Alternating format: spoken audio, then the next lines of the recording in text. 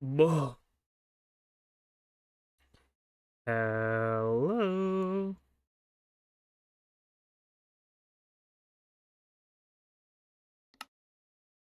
How's it going, folks? We're gonna play some Minecraft. I didn't really know what I wanted to do today. Wasn't really feeling the energy to play Yakuza.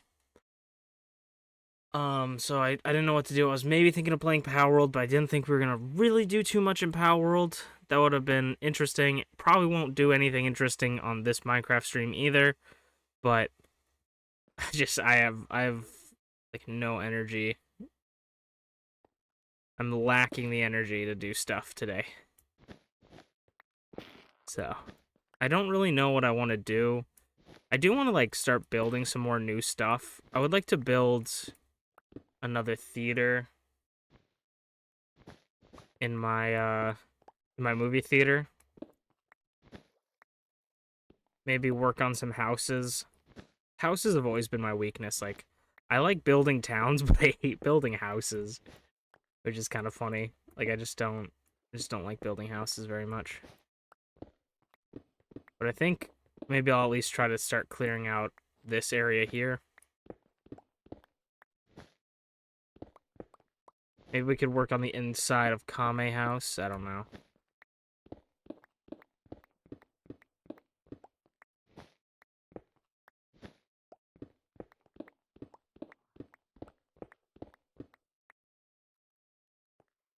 Right now we're just working on the pixel art project, which is going pretty good. I feel like this pixel art project, with how I've been working at it, it's gonna take me like a year to finish each one. But it's kind of a nice thing to just like shut off your mind and work towards. And if I worked on it like every single day, I probably get it done pretty quickly. Not pretty quickly, but like maybe in like 3 months. But I don't play this game every day. I don't like put in the hours to do this every day. So it's not like I'll do that. So, but I think this is like one of the perfect builds for me, ideas for me, is because I love just kind of mindless tasks in Minecraft, because it's just like you can turn on a video, you can just start talking to people, and just like you don't really have to fully focus on what you're doing. You can be half asleep in doing this, and you just gotta like there's minor things you have to pay attention to. And so this is like the perfect thing for me. And I always think that you always gotta have something to do, right? Or else you're gonna get bored. And I think that this is the perfect thing, because it's like never ending. Though, it's really funny. I haven't had any dreams like this in a long time, but I had 2 of them recently. I can't remember what the first one was, but I have had dreams where I've been dreaming where I've been playing in my world, and that I die and I lose the world before. But recently had one where I was like flying somewhere on my elytra, and then I smacked into a wall and my totem didn't pop, and it just killed me. And it was because there was like an update to Minecraft that changed like the crafting recipes, like gave totems a crafting recipe, which like for some reason disabled all like the old totems, so they just didn't work. And then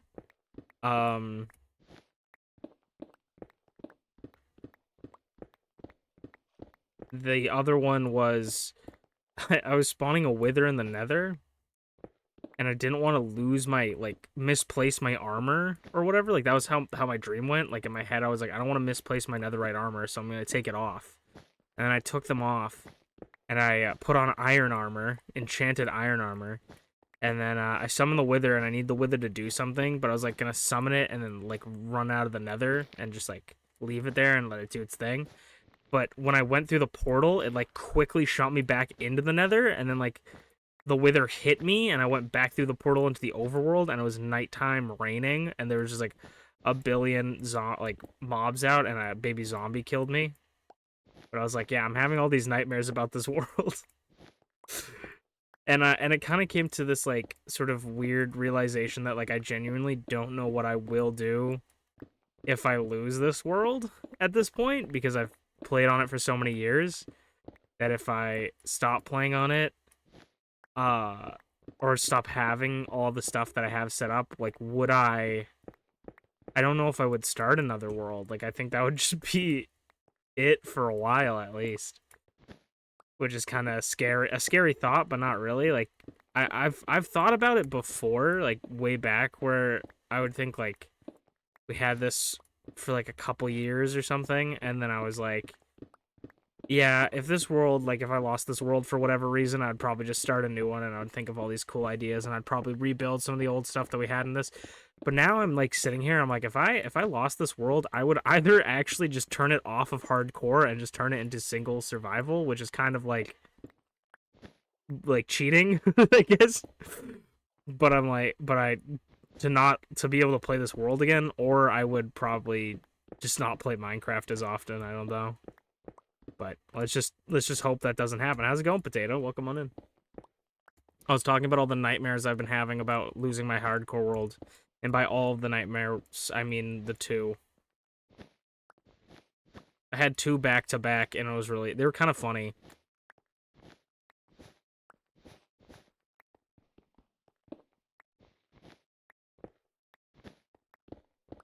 I was thinking about this too the other day, where I'm like, if I lose, because I was really having like a mental struggle. Like, if I lose this world after all this time I've spent, I'm like, I honestly like would consider playing this in another like hardcore, like restarting the world but with everything that I already have set up, and then just like starting with like deleting my character files, like remove all of the information that my character has in this world, and then randomly teleporting myself somewhere and then starting over from there. And then if I like, and I would not look at any of my old notes or anything. Like I would just, you know, I would leave. It would be like I'm starting a new world, and if I happen to run across my old stuff, they're like relics. I don't know how that would work, because I would definitely end up like looking up stuff on like sometimes I look at like, there's a chunk loaded map that you can look at, like where to see what parts of your map has been loaded and to be able to reset them. I tend to look at that to see which directions when exploring have I gone, so that we're not just going in the same direction for like 30 years. It doesn't show you like any like if I went in a direction I haven't explored, it doesn't show me what's in that direction. It just shows me I haven't been there. And so that's what I use. So if I ended up ever using that again, I would just instantly be able to find my old stuff. But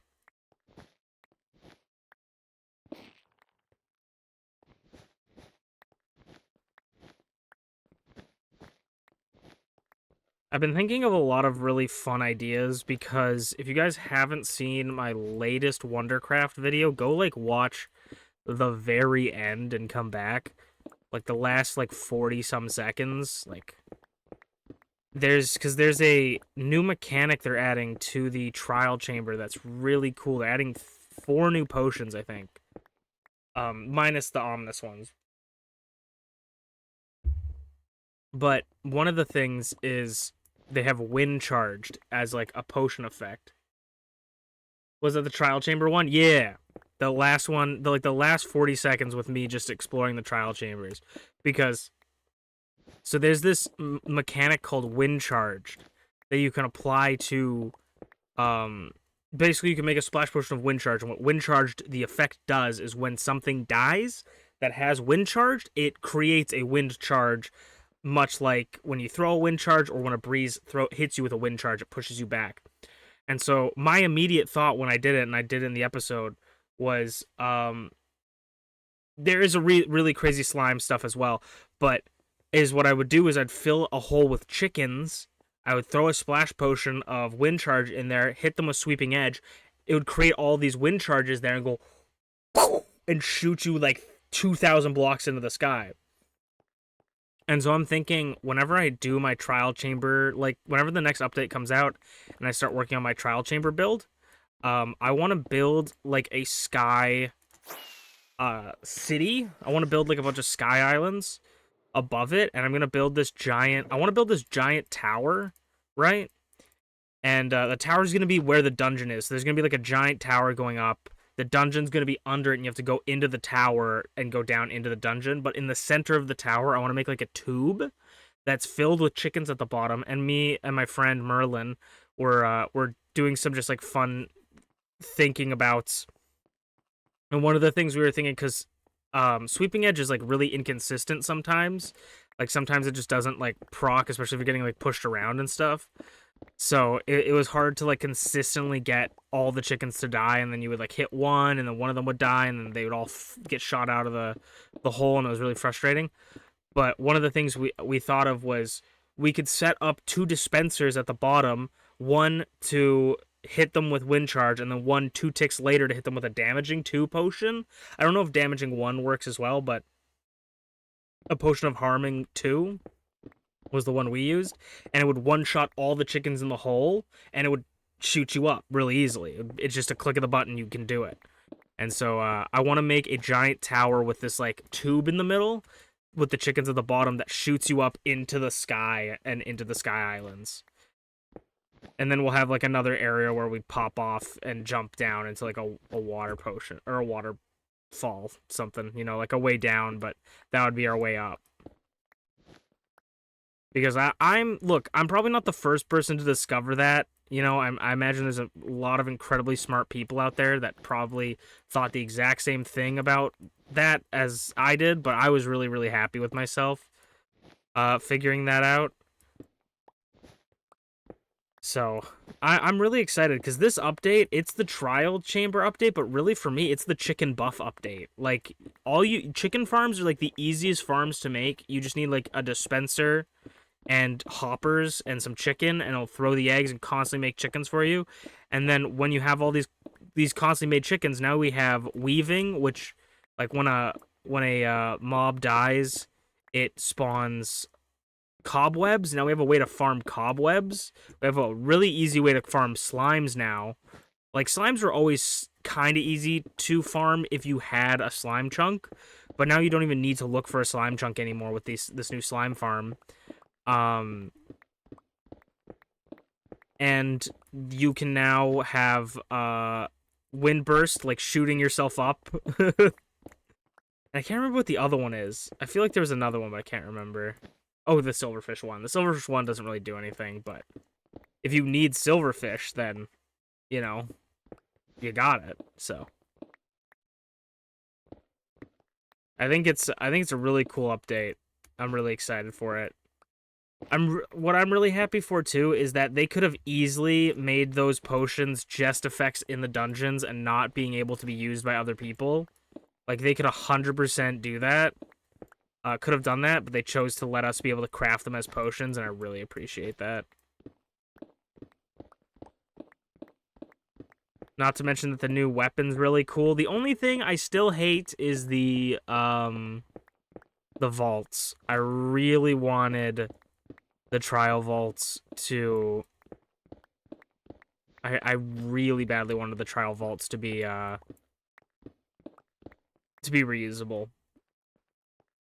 Even put like a 30-minute timer on it or something. Like reset it when the trial resets, or like reset it when you use an ominous bottle or something. Like make an item that like can reset it, and it's like let me use a diamond to reset it or something. Like make it expensive, but allow me to reset it, because it's cool. I understand what they're like, the purpose of them making it. Like I understand the solution they're trying to achieve, like to fix a problem.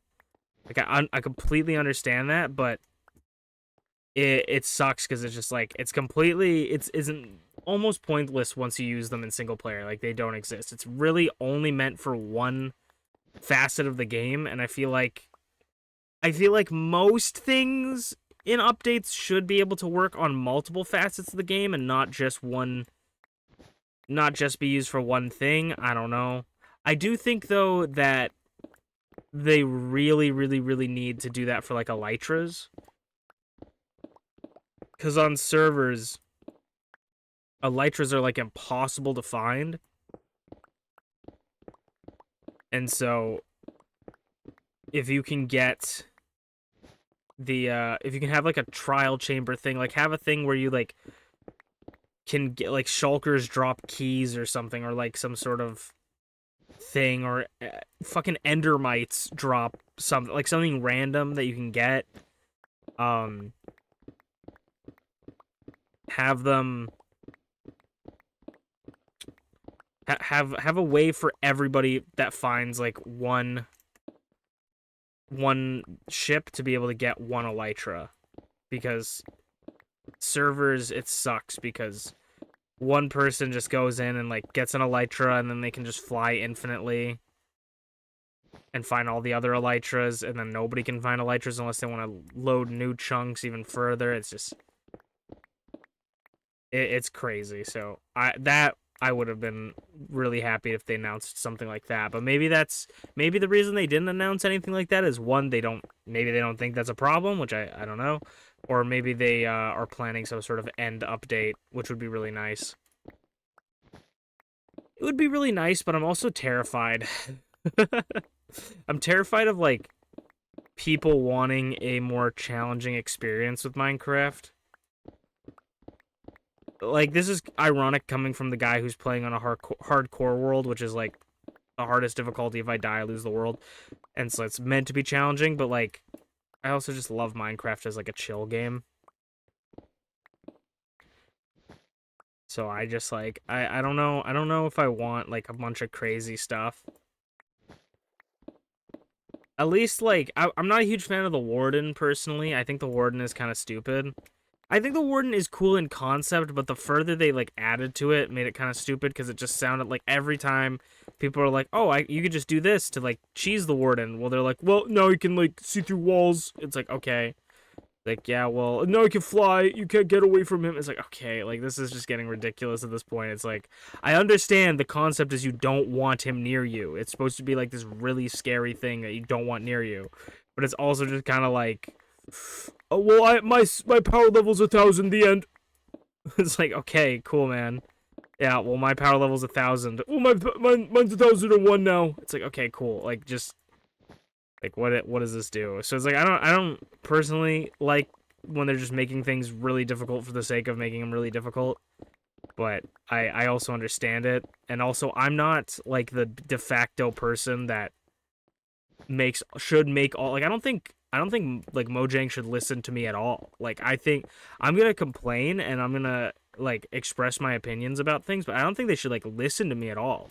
Like, if they hear something I say and they go, you know what, like, I kind of like that idea, but I want to work with, like, don't ever do anything that I, like, exactly as I say, for the most part. You know, like, I don't know what I fucking want. I'm just gonna complain about it. You know, like, gamers don't actually know what they want. They just want to complain about something. So, like, never actually listen to me. Like, if there's an idea that I say that, like, strikes you in a way, like, go for it, jump off of that. But, like, don't ever listen verbatim for what I say, because I have no idea what I'm talking about. I have no idea what it goes into making Minecraft. I have no idea what goes into making an enjoyable experience for the Minecraft player. You know, I just play Minecraft the way I like to play Minecraft. Thank you for listening to my TED Talk.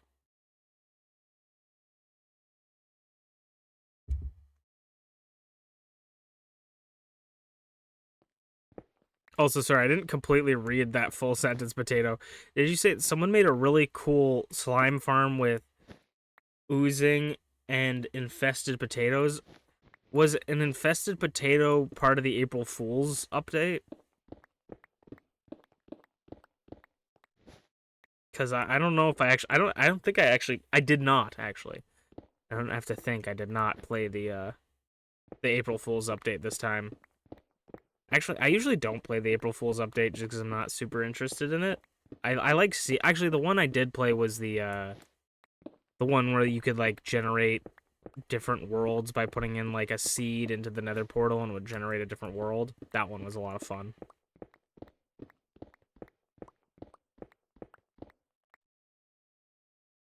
Oh, I read infested potatoes. Never mind. Infested potions.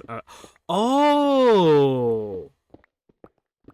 Oh, ding, I get what you're talking about. Like, I could see that being crazy because you have the infested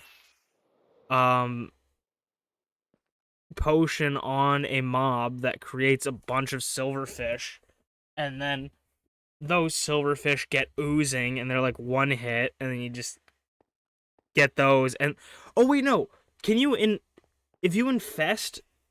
Okay, wait, if you infest the slimes, do the slimes drop silverfish, and then you ooze the silverfish, and they drop slimes?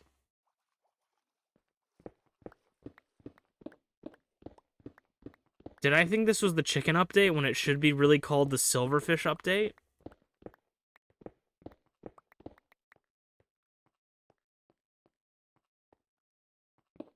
Sorry, you were right. You spelled potions correctly, but I misread it.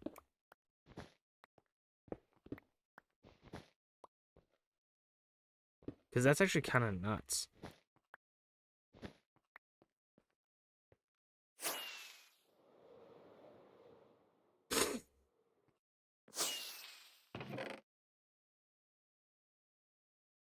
Okay. This is what we're working on right now. This was one of the bigger ones that we actually had to clear out to build it. There's not a lot of, like, matching for it, because the last one that we did was this one. So it's a lot of blacks and blues, where this one has a lot of reds. So there's, like, some overlap in the black hair, but we don't have, like, a ton.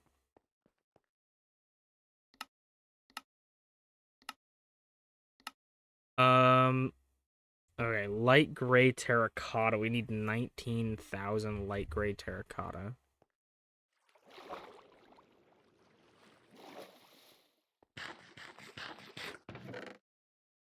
Yeah, I think this should be enough, right? We might have to go grab some more terracotta. We might need to do a terracotta run. EA Sports. It's in the game. Okay.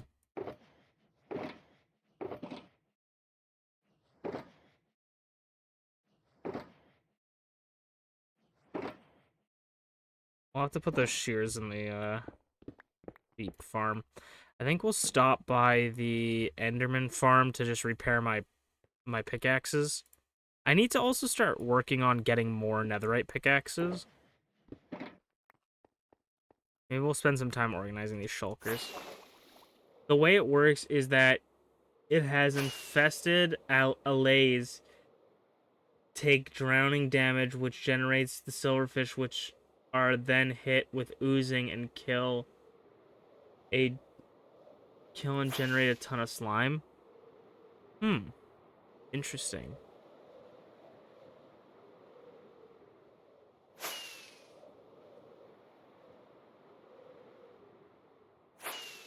That's pretty cool, honestly. I'm excited to see what kind of farms come out of this update. I'm really, really excited. Yeah.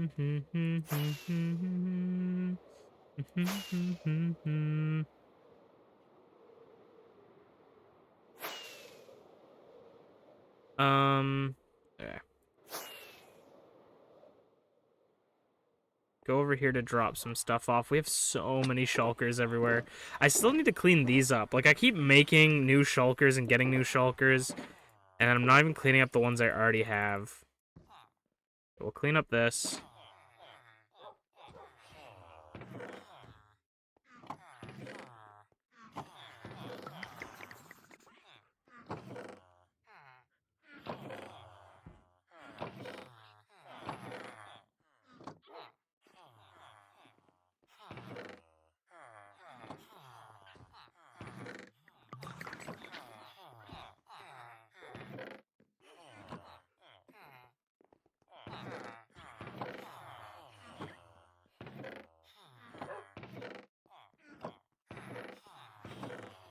Damn, we still got so many shulker shells, too. Even make 31 more shulkers if I wanted to. For a single person, that is like way more than enough. My god, 31 shulkers. Alright, we'll keep some of that stuff in there. Bring the gold one. I got a lot of shears randomly. The reason I have a lot of shears right now is because I was going to use shears to remove carpet in the pixel art, and shears don't make you collect carpet any faster. Also, I updated the sheep farm ever so slightly, so I removed both sides, because we had an empty side here because all the cows got out because an enderman placed a grass block. And so I've just let the sheeps roam free on both sides. Yeah,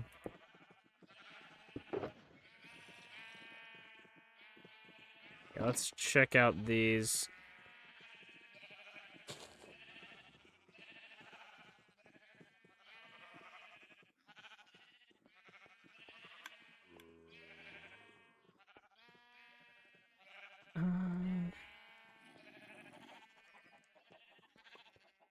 Honestly, the shears don't go, like, bad very quickly. They last for a while.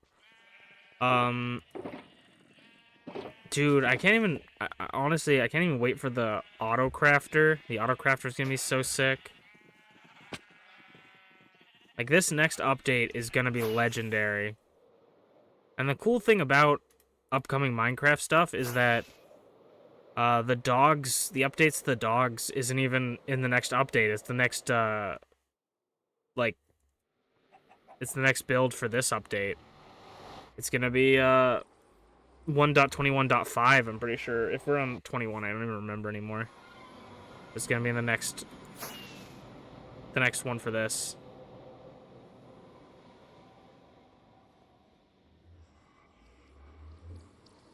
Which is gonna be really cool.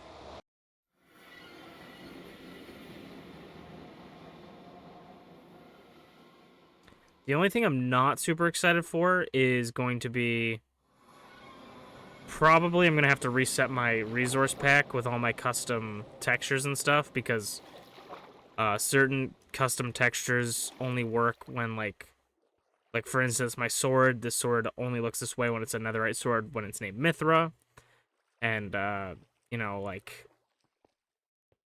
when this is named Silky, and I'm probably going to have to change that, because they're changing how NBT data works. And so it's going under components, so I might need to change some things. We'll have to see what the mod developers think for these mods. How are we doing on this? We're doing good, okay.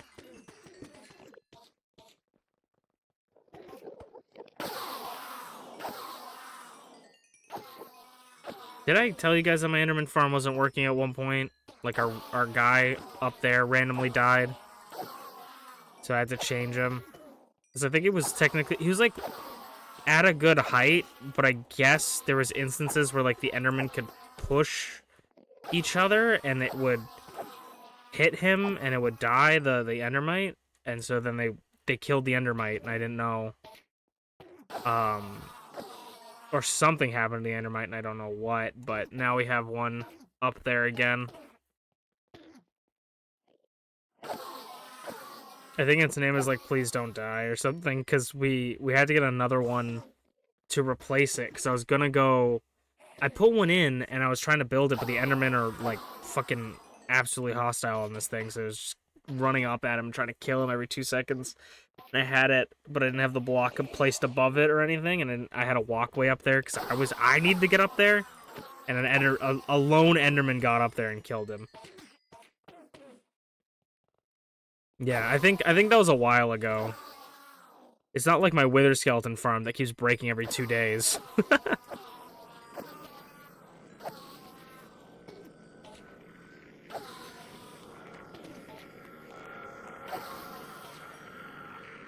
My Wither Skeleton farm was so beautiful, and they took it away from me.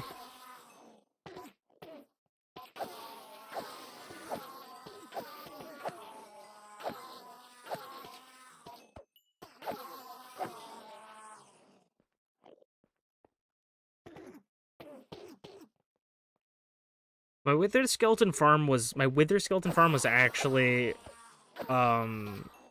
pretty good when I first had it, and it's progressively gotten worse over time with every time it's broken. And now it just functions. Like, it just barely functions. It's good enough, but it just barely functions. I don't really use it for anything other than getting coal and wither skeleton skulls. And it's a fantastic stone sword farm. Fantastic at getting stone swords. Fantastic.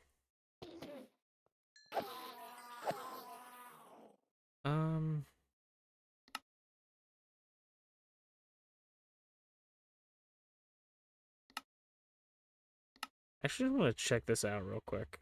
Does this work? Oh! Okay, cool. So I can get my... Okay. I can get my cape... If I turn my cape off... I didn't realize... I just remembered you could turn off capes mid-game, and I'm like... Usually I turn it off on the skin in the, like, skin menu. Because I'm like... I want this to... I want to have my custom elytra skin, or my texture for my elytra, but then sometimes, you know, I wanted to have that cherry blossom cape that I got, but I kept forgetting to turn it off. Didn't even realize. Because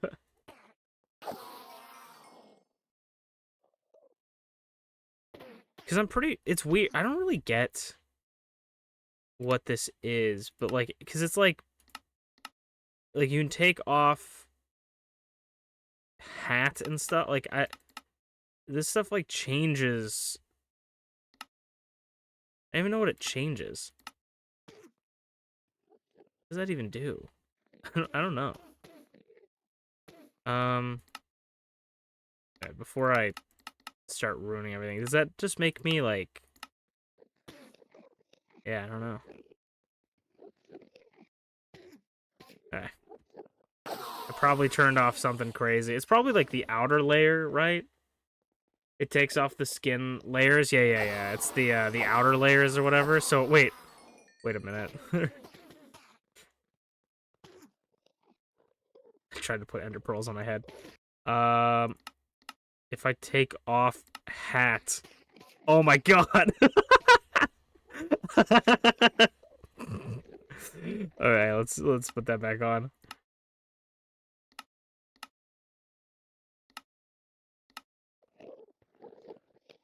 Oh, hell no!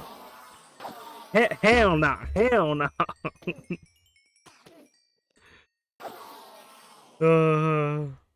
That's so funny.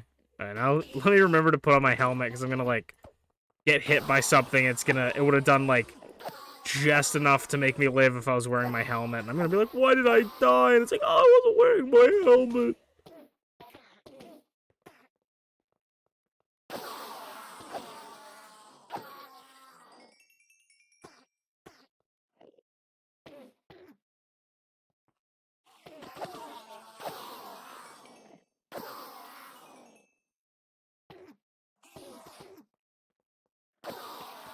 Also, a fun little thing. We're on day 4,925 in this world, so we're almost hitting up day 1,000. Or day 1,000, day 5,000. Which means we're gonna have to think of something to add to the totem pole.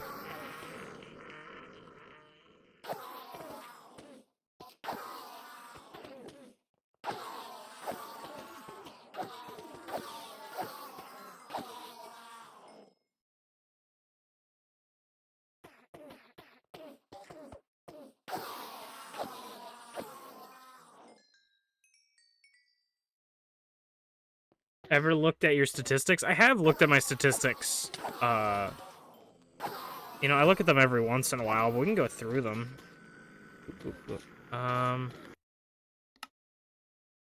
Not their statistics. We've cleaned exactly one banner. We've bred exactly 300 animals. We've rung a bell 79 times. What is with all these perfectly even numbers? We've opened up exactly 1,190 barrels. Dude, how is this even, how is that even possible? Damage absorbed. Chests opened. Chests opened. 51,547. I've filled 8 cauldrons. I've eaten exactly 1 slice of cake. I've dealt 243,000 damage. How do you clean a banner? I believe it's in a water. Yeah, I believe it's when it's a cauldron in water. It just removes like all the stuff you added on top of it. So if it's like a gray banner, it will turn into a gray banner. Just removes all the stuff that you have on it, I believe. I don't even remember why I did that. I probably messed up one of my banners that I was building. Dispensers searched 395. Distance climbed 109 kilometers. Distance crouched 324 kilometers. Distance fallen 177 kilometers. Distance flown, distance flown and distance sprinted are almost the same. That's how much I use my elytra now. Distance swung. Swum? Oh, swum. Swung.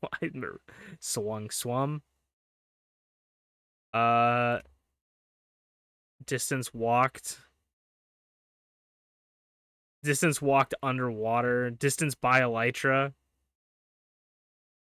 Oh, is flown and I guess flown and by elytra aren't the same. By horse. I have used a horse and a boat about the same distance. Distance by pig, I've never ridden a pig. But I have ridden a strider. Times I've quit the game, he rage quits. Hoppers searched. Interactions with anvils, interactions with beacons. That's a lot more than I thought I would have. 119. Interactions with the cartography table. 11,000 interactions with a furnace. 70 exactly for a grindstone. Flown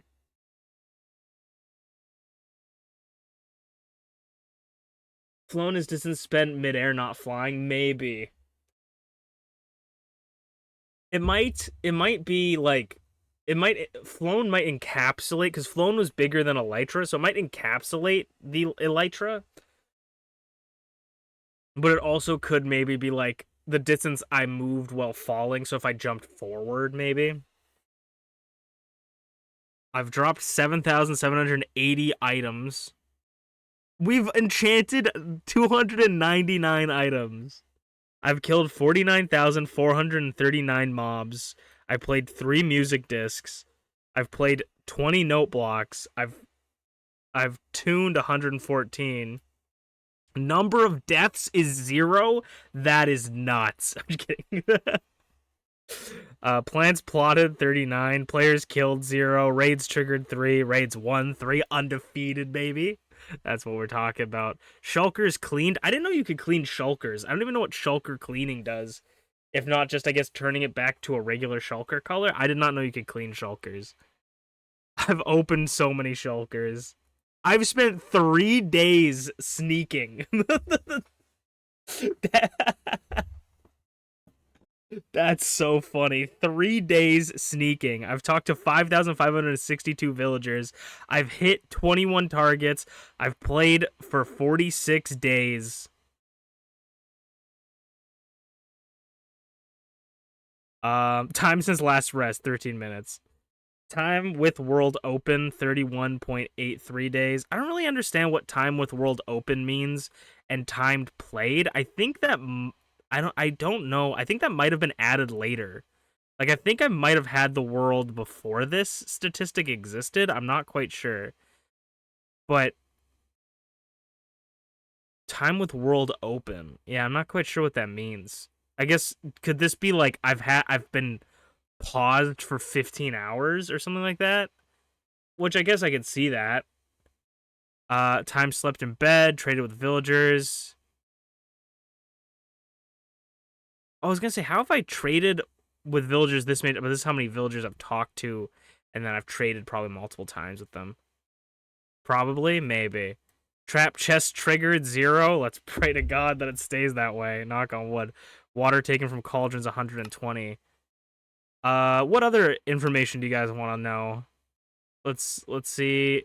I've killed 2 axolotls, 4. I've somehow killed 4 bats. I've killed 1 bee. I've killed 802 blazes, 36 cave spiders, 102 chickens. I've killed 2 cods. I've killed 197 cows. I've killed 872 creepers, 813 drowns, 5 elder guardians, 5 ender dragons. That's interesting. I killed both of the bosses exactly 5 times. I'm interested to see how many withers I've killed.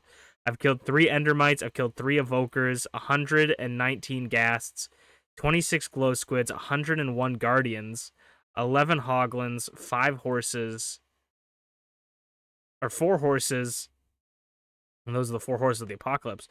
29 husks, 851 magma creams, 44 phantoms, 49 pigs, 214 piglins. I've killed 11 piglin brutes. I've killed 317 pillagers, 8 pufferfish, 9 rabbits, 10 ravengers, 9 salmon, 10 sheep, 110 sheep, 283 shulkers. That's kind of a lot compared to some of the other things.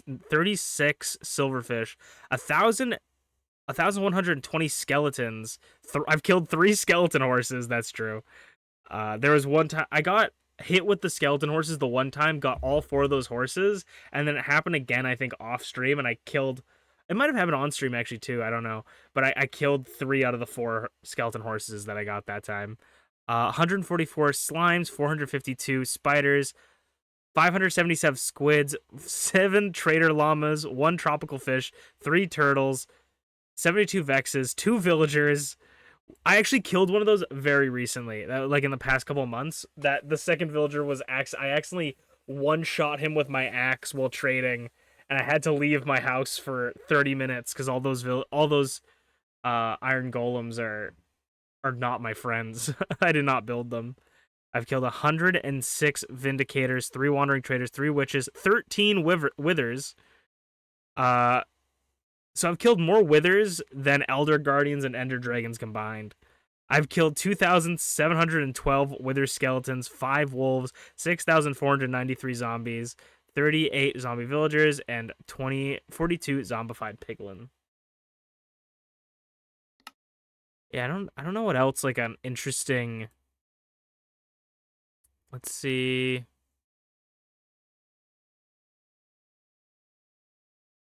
I don't know what other interesting stats. Wither's the most useful. That's true for sure. I still haven't killed the Ender Dragon enough to get all of the stuff. I want to see the item that I picked up the most. Actually, yeah, this will be a good one. The items that have broken the most. Top 5 is stone, netherrack, blackstone slabs, sand, and dirt. The times broken, we've had top 5, 40 shears have been broken, 30 iron axes, 16 iron pickaxes, 14 iron pickaxes, and 8 iron shovels. Items crafted. I have crafted glass. I've crafted glass? How do you craft glass? I guess, does that count as smelting, I guess? That's got to also encapsulate that's got to encapsulate smithing, right? So top 1 is glass, coming up from the rear is sticks, then fireworks, dark oak planks, and paper. That's fascinating that dark oak planks, compared to the other, like, oak planks versus dark oak planks, it's literally 15,000 more.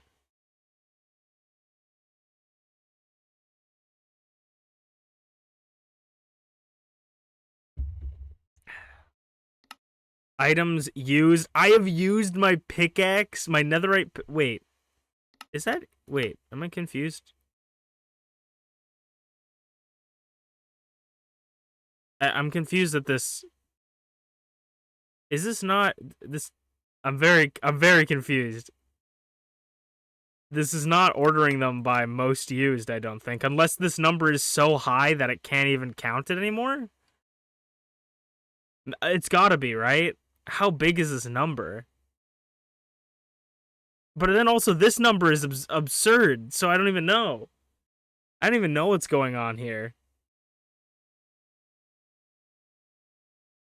Is that like 21 trillion? What is happening here? No, I'm stupid. Never mind. I'm looking at times crafted. I'm so stupid. I'm looking at I don't know why this like I thought I was just missing a I was looking at this and I was like it's just it's glitched out. It's missing its comma in the middle. That's so funny. I'm so stupid. I'm like there's no way I've put down like a trillion stone. Okay. Top 5 times a netherite pickaxe was used. Netherite pickaxe is winning by like a large margin. Like over 500,000 times I've used my netherite pickaxe, which I only used 100 or 200,000 almost for the diamond pickaxe. Netherite, shovel, stone, and blackstone slab. Blackstone slabs are gonna keep going up because that's like a lot of my pixel art. But that it does make sense, but I'm surprised I used it that much more than like because I had this world for maybe like I want to say like 1 or 2 years. I don't know how long, but like it was like I had this world for I feel like 2 years without having a netherite pickaxe. Like netherite didn't exist. So the fact that it is like 500,000 more than my diamond pickaxe is kind of nuts. IMO. Items picked up. Sand is the most picked up item. Stone, sugarcane, blackstone slabs, and seeds. That's my top 5. And then items dropped. I have dropped 14,000 ender pearls. 7,453 netherrack. 4,900. That makes sense because that's feeding the villagers. Seeds and stone. That's actually so fascinating. But now, let's see. What is an item I've never mined before? Saddles? No. What's what's an item I've never mined that I can mine? Polished deep slate. I've never mined acacia planks. I have never mined bamboo planks or bamboo mosaic planks. Because the EXP farm, exactly. That's why it's so much more than everything else. That's actually kind of nuts that I've never mined, like... I've never mined a door? Like, there's some of these I feel like are definitely wrong.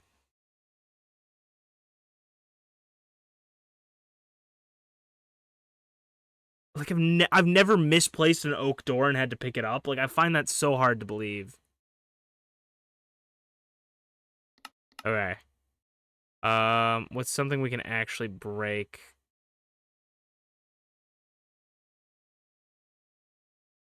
The lowest one is wooden. I feel like that makes sense. Times crafted. I mean, I've never crafted dirt. I've never crafted ore. What's something that like I can actually craft? I've never crafted brick slabs or mud brick slabs.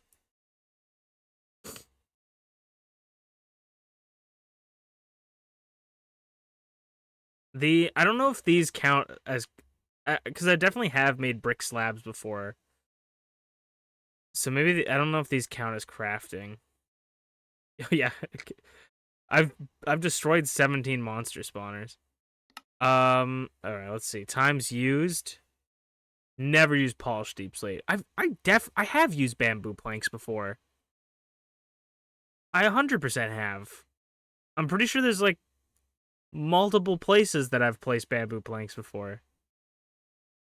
Unless it's a different item that I'm not thinking of. Did it say I placed 1 block in netherite?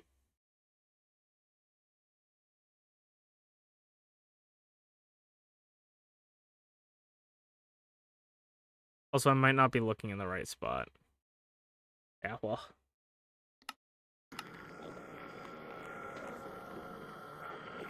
Okay. I'm gonna drop some more ender pearls. But I'm gonna keep some of them with me, actually. I got everything good. That was a cool look down memory lane, though. Because you never really know what you've accomplished. You know, that's why I really like statistics in games. Because I love to know how long I've been playing games for, but I also just like knowing like what I've done, like what I've spent my time doing in games. But the reason I picked up that is because Poppy is very upset, and we're gonna need to feed Poppy soon.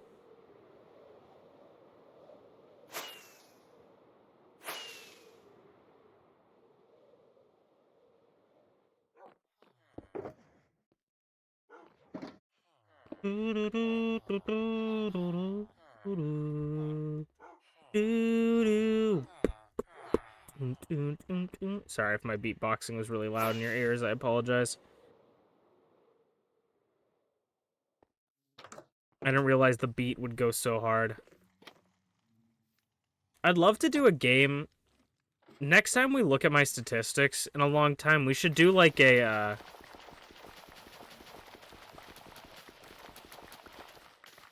we should do like a,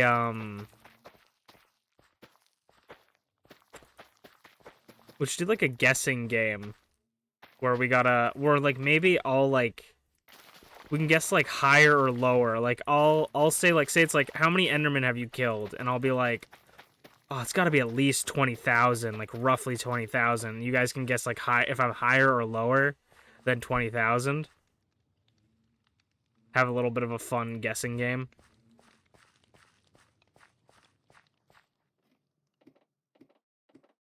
Play some statistic poker. Yeah, stat poker, yeah.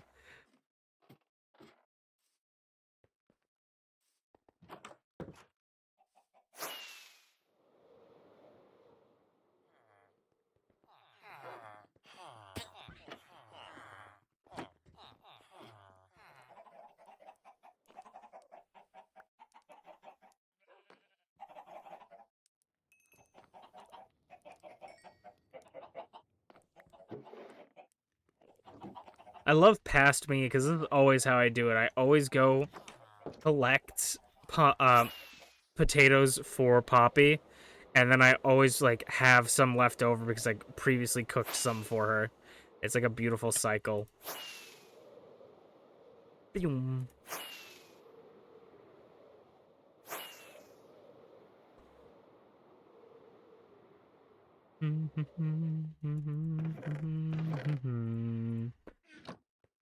We're gonna need blaze powder. That actually might be the main issue, so we're gonna have to go look if we have blaze powder at home. We do have that shitty blaze farm that's very bad, but it's been doing good.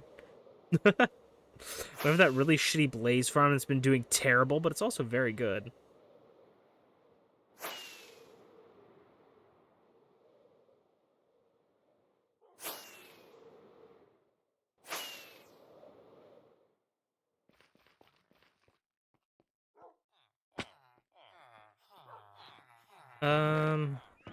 Now whenever I drop...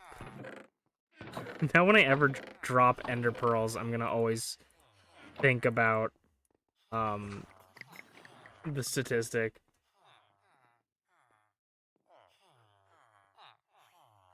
Do you think poisonous potatoes will ever get used? I really hope so. I honestly thought for the longest time, like, I thought I thought you could make poisonous potions with them. Like, I thought you could for the longest time, but apparently that is not the case.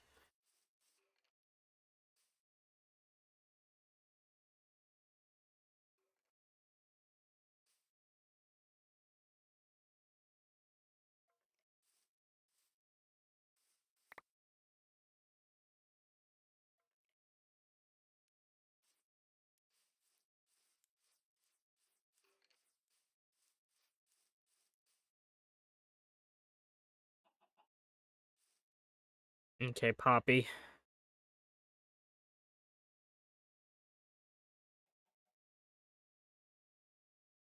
Till this day, the greatest technical marvel I've ever created.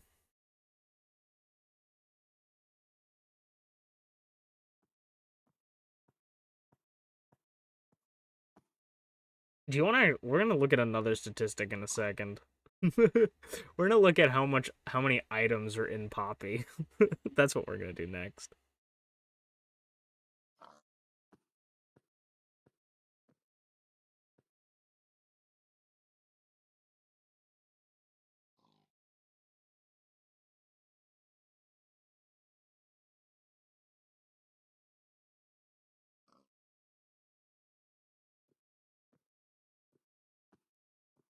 There she goes, all happy.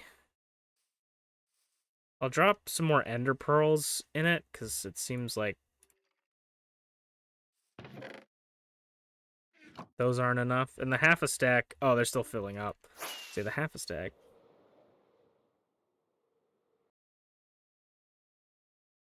You'd like to... If I ever play on a server, I'm going to use poisonous potatoes as a currency. I feel like they would be good, but you obviously have to have some sort of way of stopping people from just having infinite, like, just making infinite.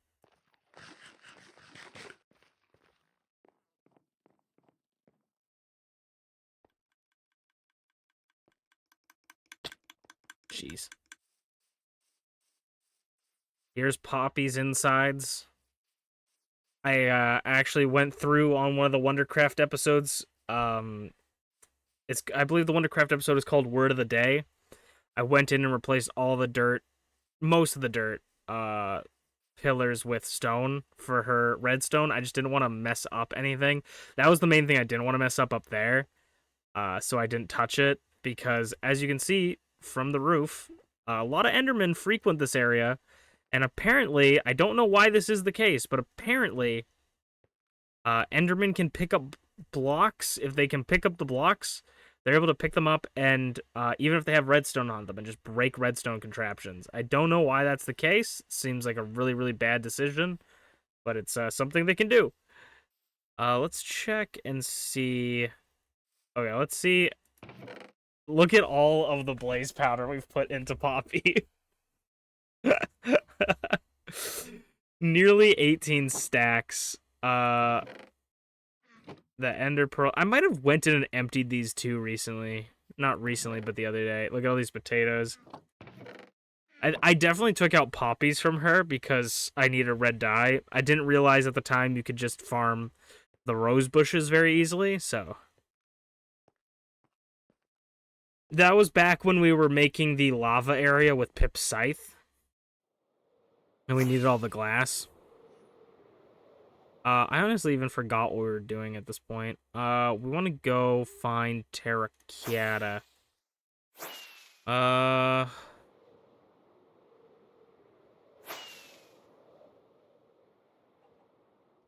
gonna get some more terracotta. One of the things, or something I've been thinking of, I'm trying not to work on too many different ideas right now because I want to like complete some and focus on stuff and have time for when like new updates come out that I can work on other ideas and they don't just get left behind. But one idea I want to do is I saw this really cool build where someone basically built like a bridge across these two mountains and had like houses on them, but they were hanging. Kind of, they looked almost like those like carts that get pulled up on like ski lifts and stuff, like trams or whatever they're called. I don't remember what they're called, but the things that like go up mountains, but they're going across them and they just had like rooms hanging on them and they looked really cool.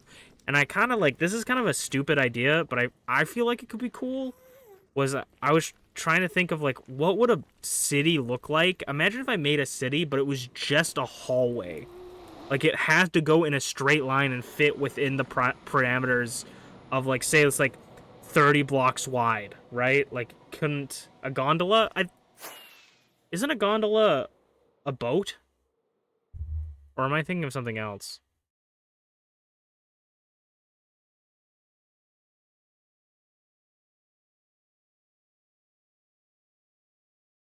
Um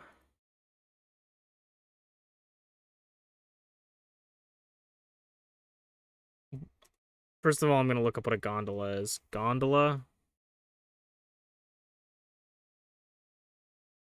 Oh no, that is a... Oh wait, I think they might both be called gondola. Gondola lifts? Oh. Yeah, I think the boat is a gondola and this is also a gondola. But yeah, it is a gondola. You learn something new every day because the gondola is also the guy in the boat in like Venice, in like in Italy, the guy who pushes the boat and brings you through like the little like waterways. That's also a gondola.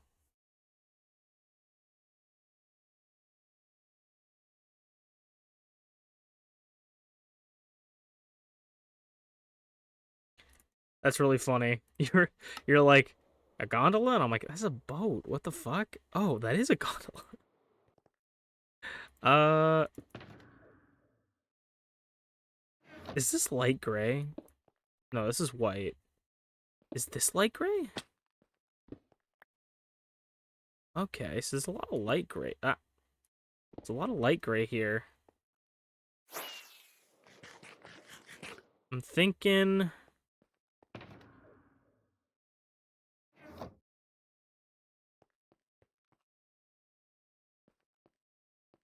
probably just set up the beacon here.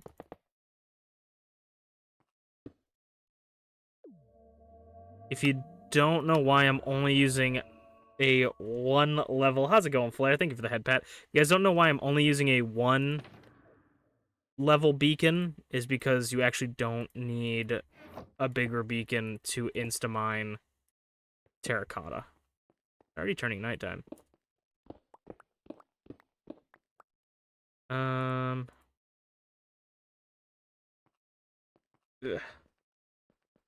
It does have a bigger radius, though, I think. You're a beacon of joy. Thank you. Hope you're having a good day. Today's a low energy Minecraft stream. Perfect for talking.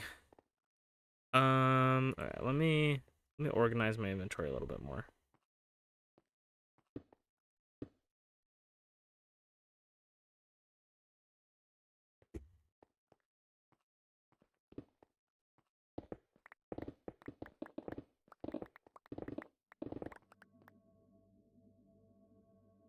Ugh. One of these days, chat, me and Flair are gonna figure out what the hell is up with the dragon in Steins Gate. Way back, only the true OGs remember. Way back in the day.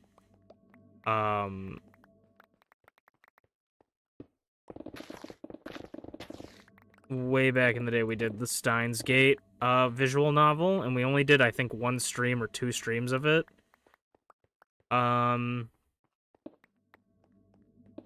then, we didn't really do much of it afterwards, and one of the parts was there was just a dragon randomly, and we got kind of dragon cucked because we saw the dragon part, and then it was like, oh, you actually like, but you did all this other stuff to unlock a different story, so you just don't get to see the dragon part. Like, no, yeah, we don't care about the actual real life dragon flying around Japan right now. It's fine. So, Blair and I someday, soon, hopefully-ish, whenever we can find free time, we're gonna figure out what the hell was with that dragon. It's like a haunting memory. Every night I wake up in a cold sweat thinking about what that dragon is. Like, now that I've watched the Steins Gate anime, it actually makes me quite interested to know, like, what is going to be the reasoning for it with how like the world I understand like the world of Steins Gate now. Steins Gate is definitely an underrated anime for sure. Like, it's an anime that I didn't even really like. I didn't like when I first watched it. I was kind of bored. with it. I remember watching it a bunch and then like not really watching it after that. But then giving it a rewatch is definitely like definitely a good watch. I think maybe back in the day I was looking for more for a different kind of anime. I genuinely don't even know why I didn't like it when I watched the first time. It must have just been that I didn't know, you know, like I must have just been wanting to watch something. Or was too afraid. A lot of the times I don't like watching anime that I think is gonna be good because I don't want it to end. I hate, like, nothing for me is worse than the ending of my favorite show. I want all of my favorite shows to go forever. Okay, we're gonna move this over. I'll leave that there for now.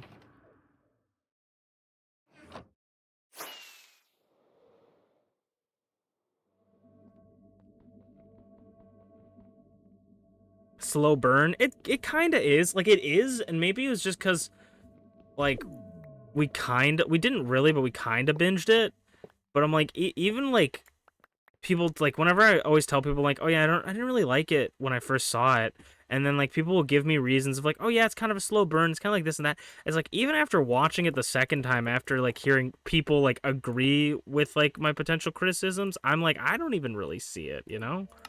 Like, I felt like it was really well paced, but, like, I think it's just, like, me changing as, like, a person, like, getting older. It must just be, like, a different vibe for me. Because the first time I watched it, I probably was, like, really young.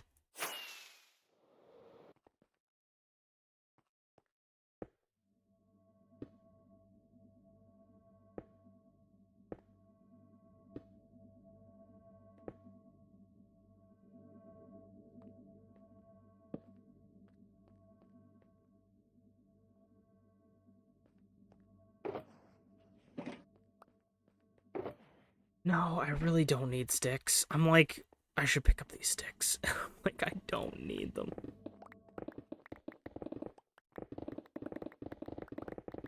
Someday I'll need those sticks and I'm gonna feel so bad about myself, but I don't need them.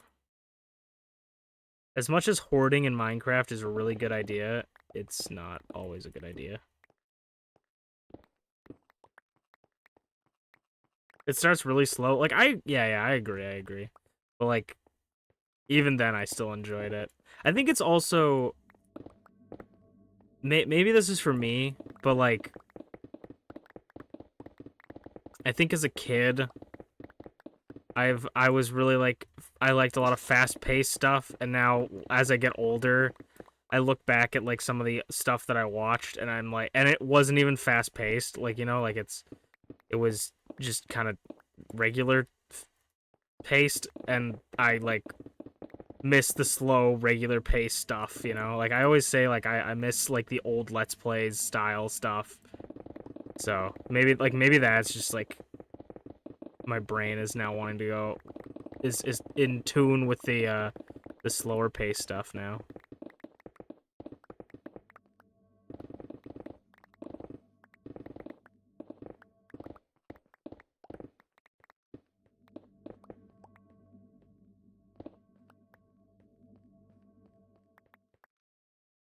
To be fair, you watched a lot of shonen stuff. I watched a lot of shonen. I watched, like, yeah, I would say that it definitely wasn't like the stuff that I was it wasn't like the stuff that I was watching, because I watched a lot of shonen stuff. Like, I was Dragon Ball, Yu-Gi-Oh, Pokemon, like, stuff like that. But then also I watched a lot of, like, what's the opposite of shonen? I can't remember what it's called. The one for girls. I don't know what it's called, but it's like the stereotypical, like, romance, like women's romance, like the Ouran High Schools, the Fruits Baskets, like that stuff. I watched a lot of that stuff too, so I think that was maybe the reason why I wasn't super into Steins Gate, is because it was just not what I was watching. It was either like action or romance, and Steins Gate has like some sort of romance to an extent, but it's not like, it's not anime romance, you know? Shoujo, yes, correct. I was watching a lot of that.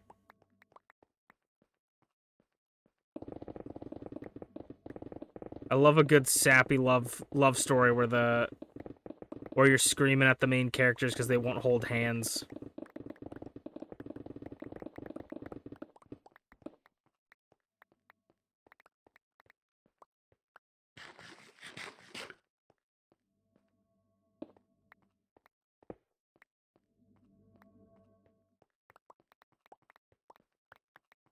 And to an extent, I still really only watch that stuff.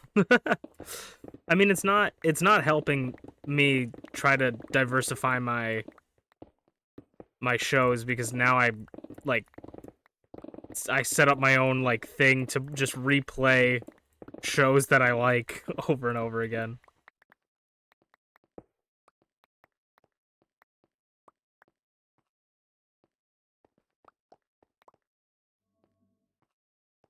Part of me really wants to like watch some of the greats for anime. Like, I've been watching One Piece, fucking absolutely love One Piece.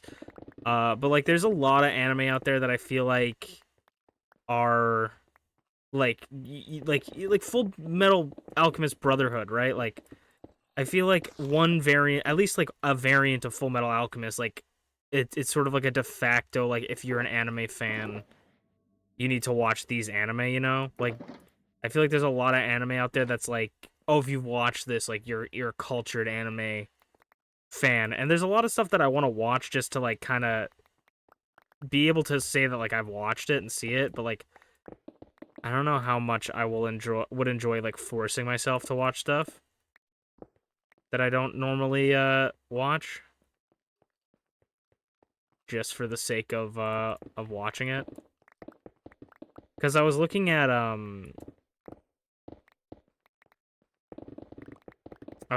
My Anime List, the website, because I sometimes go in there and track the anime I watch just because it's fun to look back, and sometimes you forget about an anime that was really good.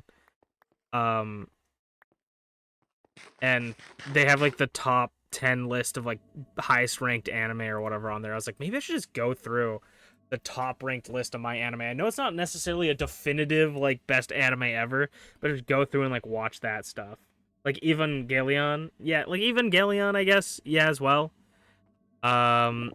Is really like, yeah, like Evangelion, Full Metal Alchemist. I'm trying to think of like I know there's a couple more that I'm like, people like Attack on Titan is sort of now.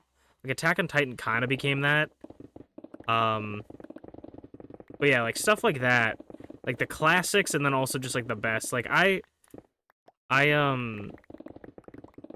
tried watching Full Metal Alchemist Brotherhood, couldn't really. I probably would really like Full Metal Alchemist Brotherhood. I probably would love it. But it it ruined my favorite part. So I watched I probably talked about this before on stream, but I watched the original Full Metal Alchemist, like the anime, before Brotherhood. And I got into like 35 episodes into it or something like that, and then I kind of stopped. And then they were like, "Oh, Full Metal Alchemist Brotherhood's coming out. It's going to be like a re-edited, reanimated version of Full Metal Alchemist. It's going to like kind of take out some of the slow parts, you know." And I'm like, "Oh, that's cool. I'll stop watching Full Metal Alchemist and wait for Brotherhood. Like I'll just stop watching it for now." So wait for Brotherhood to come out, which was like a week later or something.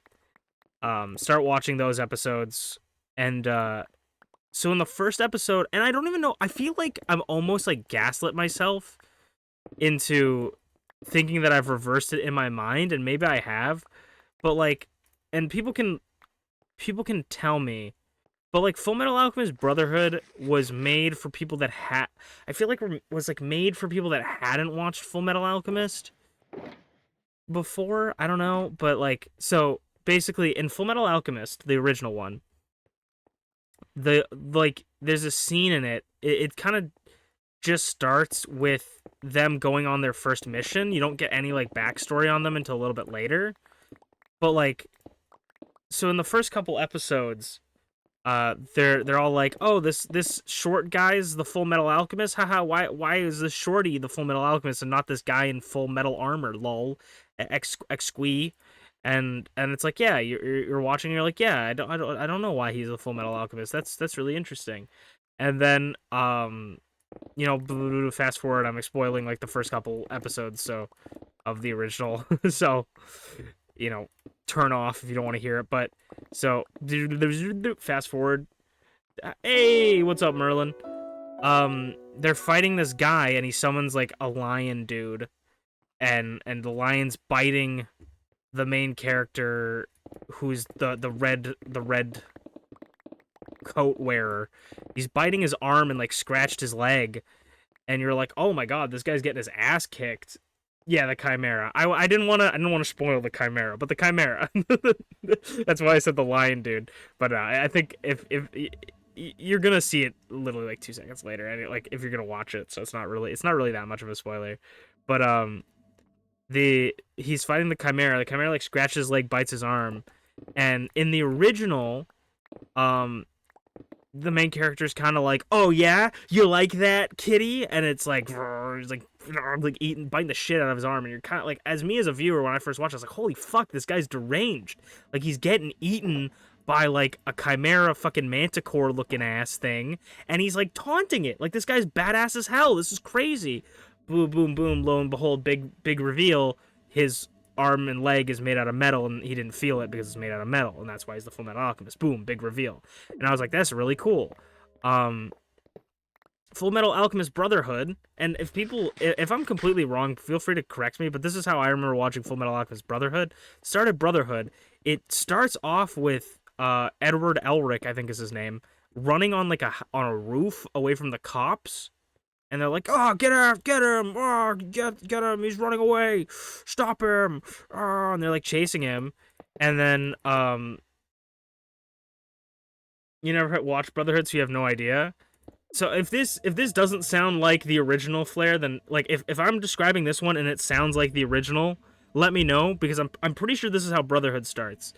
But like he's running away, and he's like, they're like, get him, and they're like shooting him, and it like hits his arm or something like that, and it's like, oh, big reveal, he has a metal arm, and it's like, what? Oh, and then some guy's like, that's Edward Elric, the Full Metal Alchemist. He's the Full Metal Alchemist because he transmuted his arm and leg and turned it into metal. And it's like, wait, you're just explaining that now? You're revealing that, you're telling like the whole thing right now? Why are you saying that right now? Why did you wait?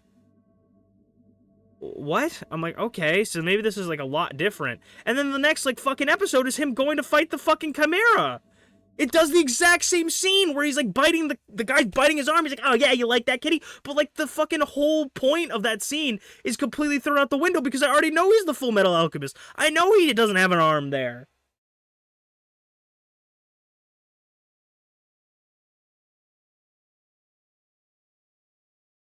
Right? Am I stupid? Like, I'm like, and that killed it. That instantly killed it for me. I could not watch Full Metal I couldn't watch Brotherhood after that. It ruined my favorite part of the anime. What really hooked me into it. It completely ruined it, and I couldn't get back into it. Like, I am all for people saying that it's probably like one of the best anime ever made. I'm all for that, but I could not get past it after they ruined my favorite scene. Like, they do the fucking shit in, like, the first Suicide Squad movie, where it's like, that's Katana. Don't let her hit you with her sword, or else you'll be trapped in there for the rest of eternity. Her sword captures the souls of all the people that she kills. It's like, holy crap, dude, shut the fuck up. Like, I don't need this exposition. You're just spoiling it. Like, it's like that's how I felt. Like, maybe I'm, like, over, like, I don't think it was bad, right? Like, I don't want to like oversell that it was like terrible, but I was like, oh, it just killed it for me. Yeah, just info dumping. Like, and it's I hate info dumping, but I hate info dumping when it's like doesn't make any sense. You know, like I hate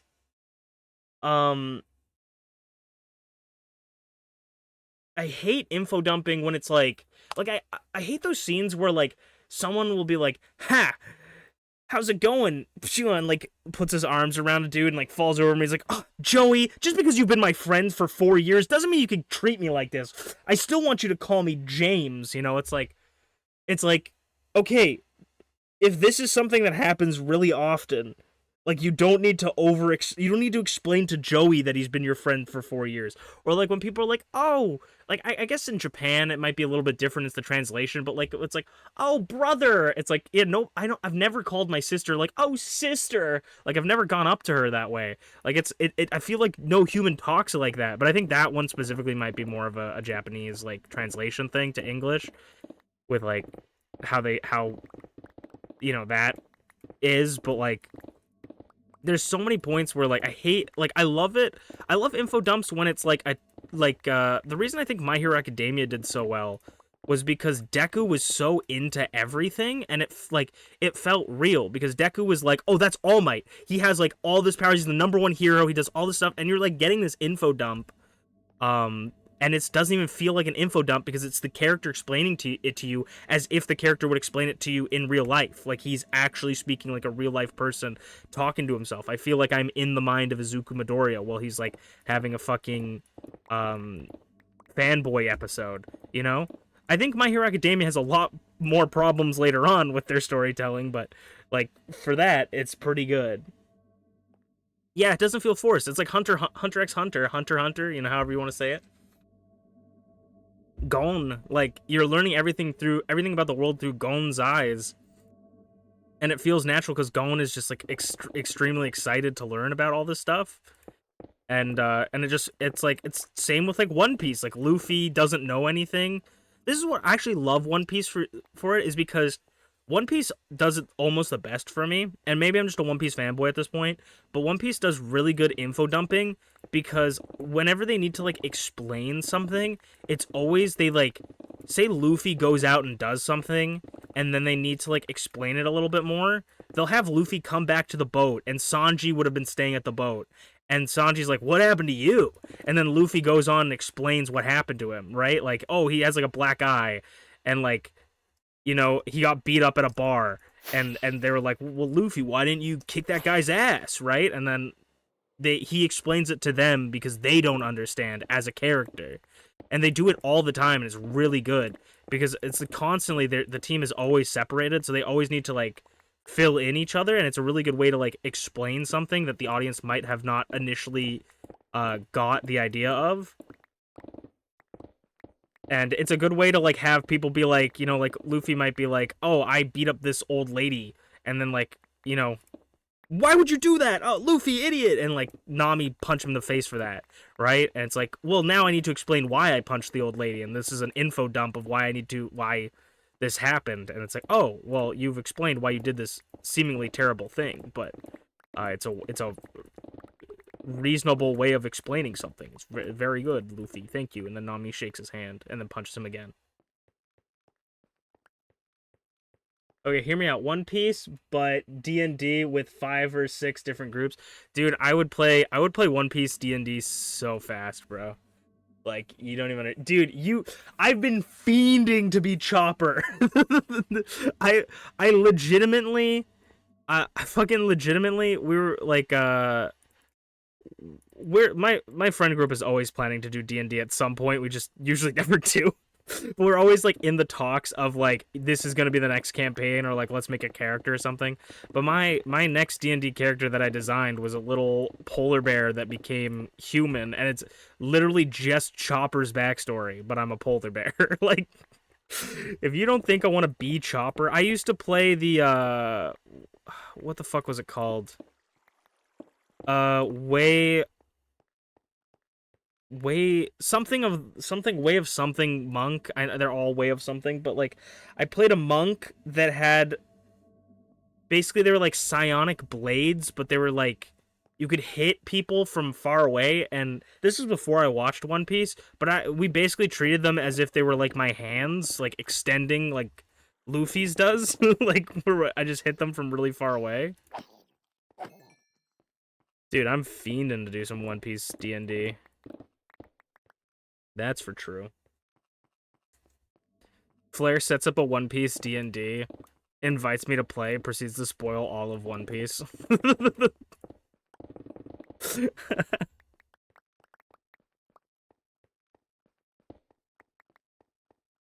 The narrator is the main character in later Hunter x Hunter arcs, to be honest. That's funny. Dun, dun, dun, dun. Dun, dun, dun, dun. Da, da, da, da, da. It would be hard for you to do. Yeah, it'd be really funny if you're just like, let me look up some ideas for One Piece, and you just start spoiling, like, you're like, Luffy dies. What?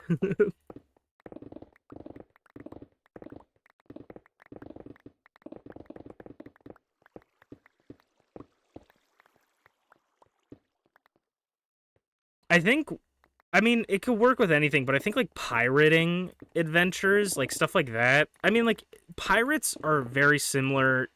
Fantasy pirates, I should say, are very similar to just, like, a D&D party, because, like, a D&D party for, like, one-shots are always like, oh, you meet at a bar and you go do something kind of thing, right? And you're just doing your quest. Where, like, pirates are like, okay, we sail to a new island. Like, I feel like it's a super easy way to make, like, one-shots constantly. Because all you have to do is just sail to a different island. New story. New story, new people.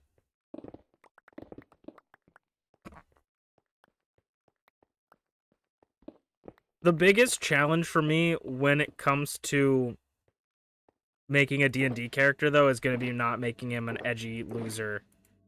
Because that's, like, my favorite character trope, is to just make, like, my dad died. Like, give him, like, some sort of tragic backstory. Like, I really actually want to try and make a character that does not just have an overtly tragic backstory. Oh yeah, I need to, like, I think I need, like, 1900. Let's say 1900, so divided by 64, 29 stacks. So this is 918. So I think that should be enough. I don't know if that's right. I probably needed more. Can I look at... Can I look at the material list from here? No. I think that might be enough. Bum, bum, bum, bum. Bum, bum, bum, bum. Ba-da, ba, ba-da. Ba, ba, ba, ba, ba, ba, ba, ba. Ba, ba, ba, ba, ba. Ba, ba, ba, ba, ba. Or I would love to make a character that has, like, a tragic backstory but isn't, like, scarred from it. It's like a reminder to always live the day to the full. Like, so, like, I want to make a happier character because all my characters are so dreary. And also, the hardest part for D&D for me, like, actually playing D&D, is taking it seriously. Like, I can't ever have, like, serious scenes of actual serious dialogue between people. Like, we're gonna die, we need to, like, always making quips and jokes. And, like, to an extent where it's, like, it's funny, but it also could just, like, remove all the seriousness to a scene and kind of, like, ruin the scene for sure. So that's a thing I gotta work on.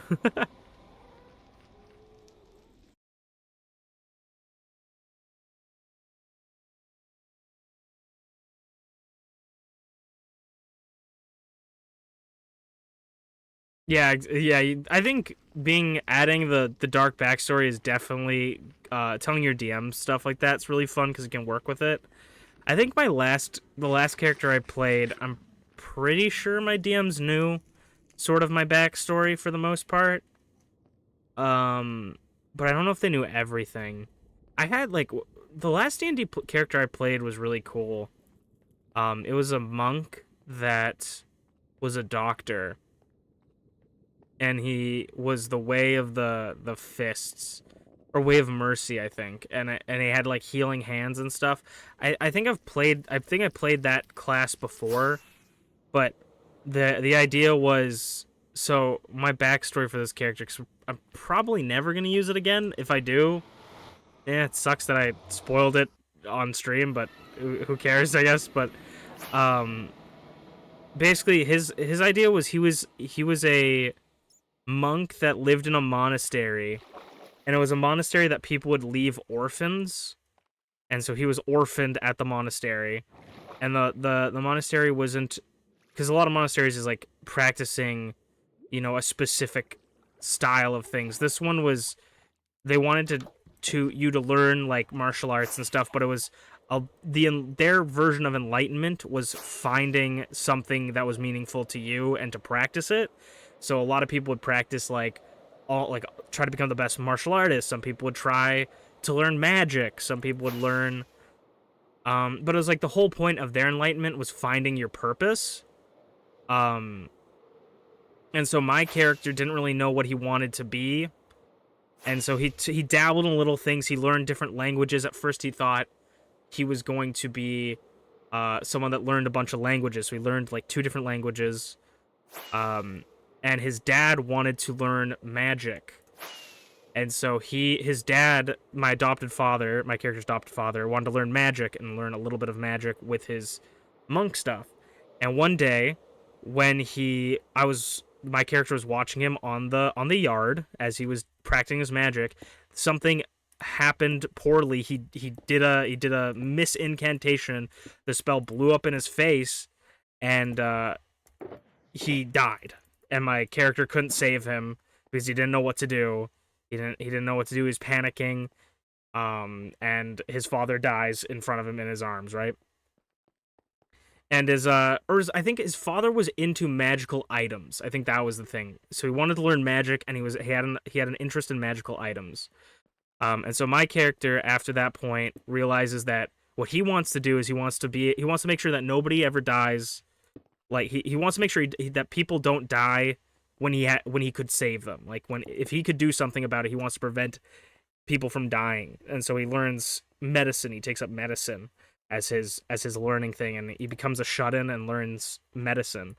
And then I also liked it because one of the things I picked was because you can pick like feats for your characters, and one of them was like mage killer or something like that, mage slayer. And it was like, if you're within like a certain amount of feet and they cast a spell, you could like counter them and prevent them from doing it.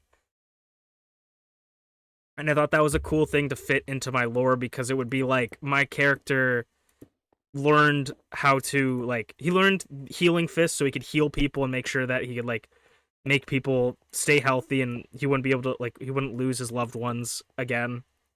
But also like specifically learned how to dispel spells and disable spells in case anything like that happened again, where someone is learning magic and he needs to dispel their spell because it's going awry or something, so he learns how to like take out their spells. And I thought that was just like a fun way of doing that, and then also just having like a lore reason for it. But yeah, like that was my one character. I thought his backstory was pretty interesting, but I probably won't use him ever again. Maybe we'll see him in the light of day one of these days. But that's probably my favorite character that I've made for D&D.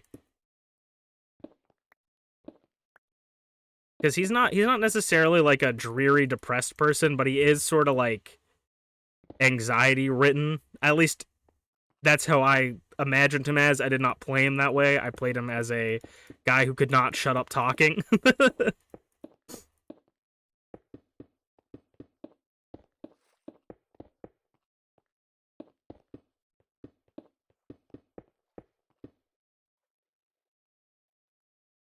Does your sessions get streamed? No, that was like a personal session way back, and I think we only did 1 or 2.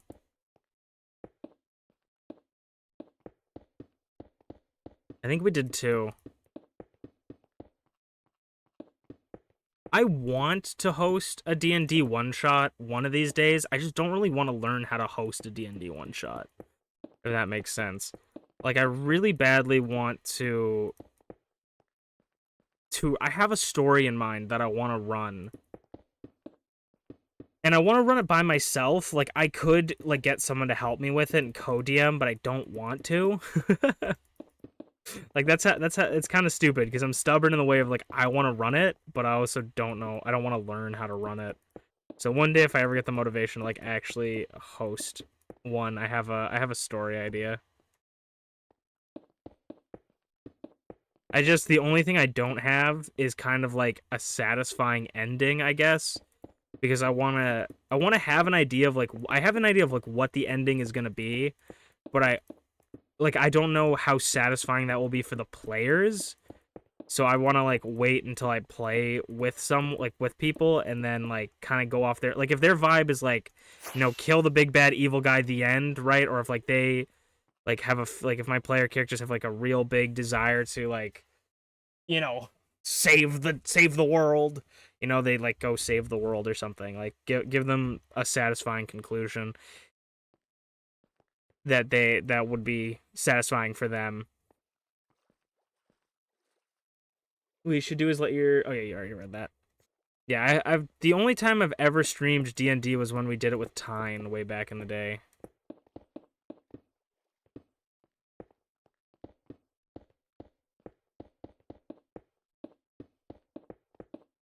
The character I played actually on Tyne's stream was a very watered down version of the character that I was talking about. That was, like, I basically made the class. Like, I built that character as a D&D character with all the stats and stuff, but then I wrote the backstory later. And reused it.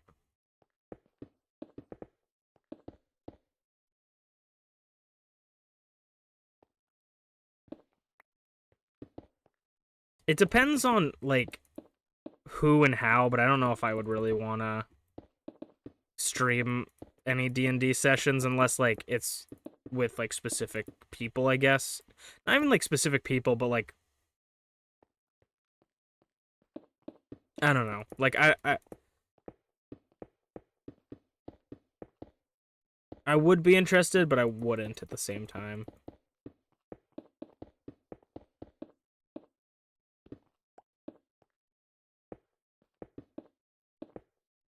This pixel art is gonna be the hardest one I have to do yet, because it's not really a formulaic one where I could put down, like, a bunch of the same blocks over and over again in a black and blue pattern. It actually is like a person.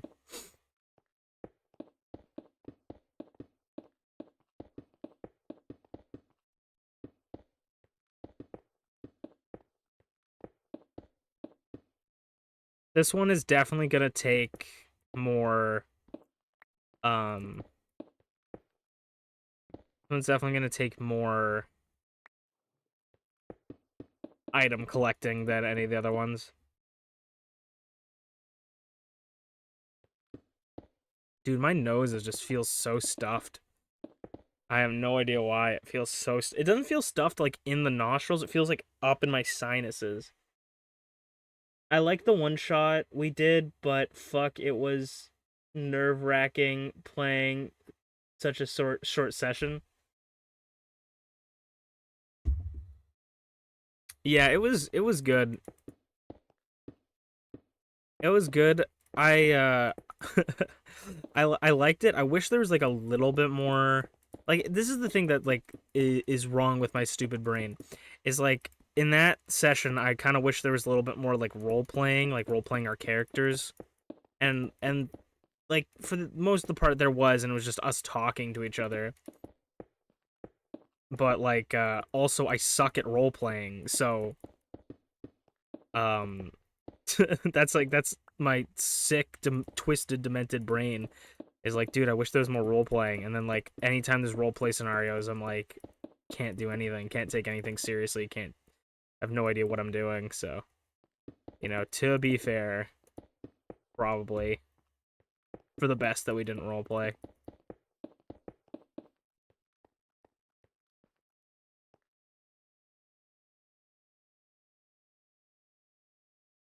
You're so surprised for how much RP your guys are doing on your Cyberpunk one.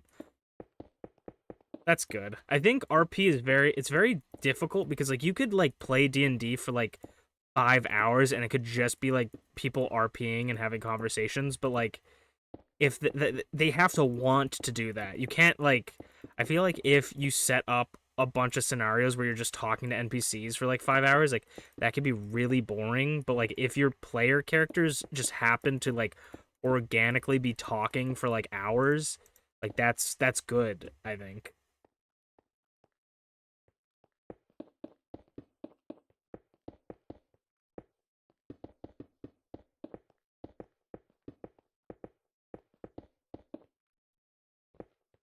I think definitely for D&D with me, I love when a D&D campaign starts out with a very simple quest. This is like not even with the D&D, but just like in general life, I guess. But like, I love the idea of stories starting out with like a very simple, basic quest, basic goal, and then it just ends up becoming like even more of like a crazy thing. Because I did a thing we talked about in another stream called The Game, because I never really thought of a name for it, but we called it The Game. And it was basically like shitty D&D without the sauce. Um where basically we would just role play scenarios and like there was a little bit of rolling involved. And that one, like the beginning, I was the DM for it because I made it, and it was me, exactly me wanting to be the DM but not wanting to learn D&D. So I just made my own shitty version. And we the first like beginning bit I kind of had an idea, and like the rest of it I did not really. Like I started off like the basic thing was um I'm just thinking about it and it just makes me laugh. But the basic beginning of the story was like there's this old creepy dude standing outside of a weapons shop being like, if you can go get me this like rare golden apple, like I will give you like a bunch of money to buy weapons, basically. Like I will give you this quest. It was literally just like I will give you a quest, like, and you should do it for me. It's like the most basic premise of like what they were doing, and then it just ends up being like a crazy little adventure where they like meet a guy. An NPC ends up joining their party. Like it just like turns into a whole thing. And then I had like a couple more ideas. I've really hated the ending parts because we never really like finished it. There was no conclusion to the game. But like the last couple sessions of the game, I cringe thinking about them because they were so bad. Like I did the thing that I hated where I just explained exposition for like 5 minutes instead of like letting them organically figure it out. Like I literally, that's probably why I hate it so much, is because I did it. And I was like, because I had like this huge backstory that I wanted people to know, but like I didn't know how else to organically say it um without just doing it. I get like without just saying it. Like I don't know how to get them to do it. So it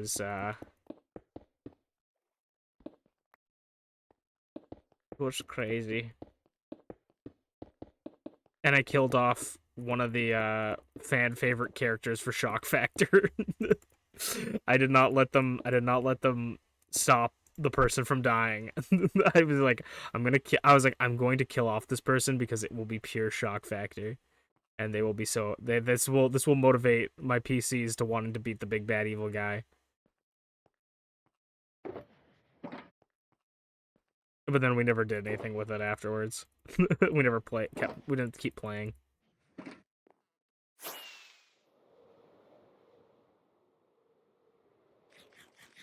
A good way to do that is have your players find a journal.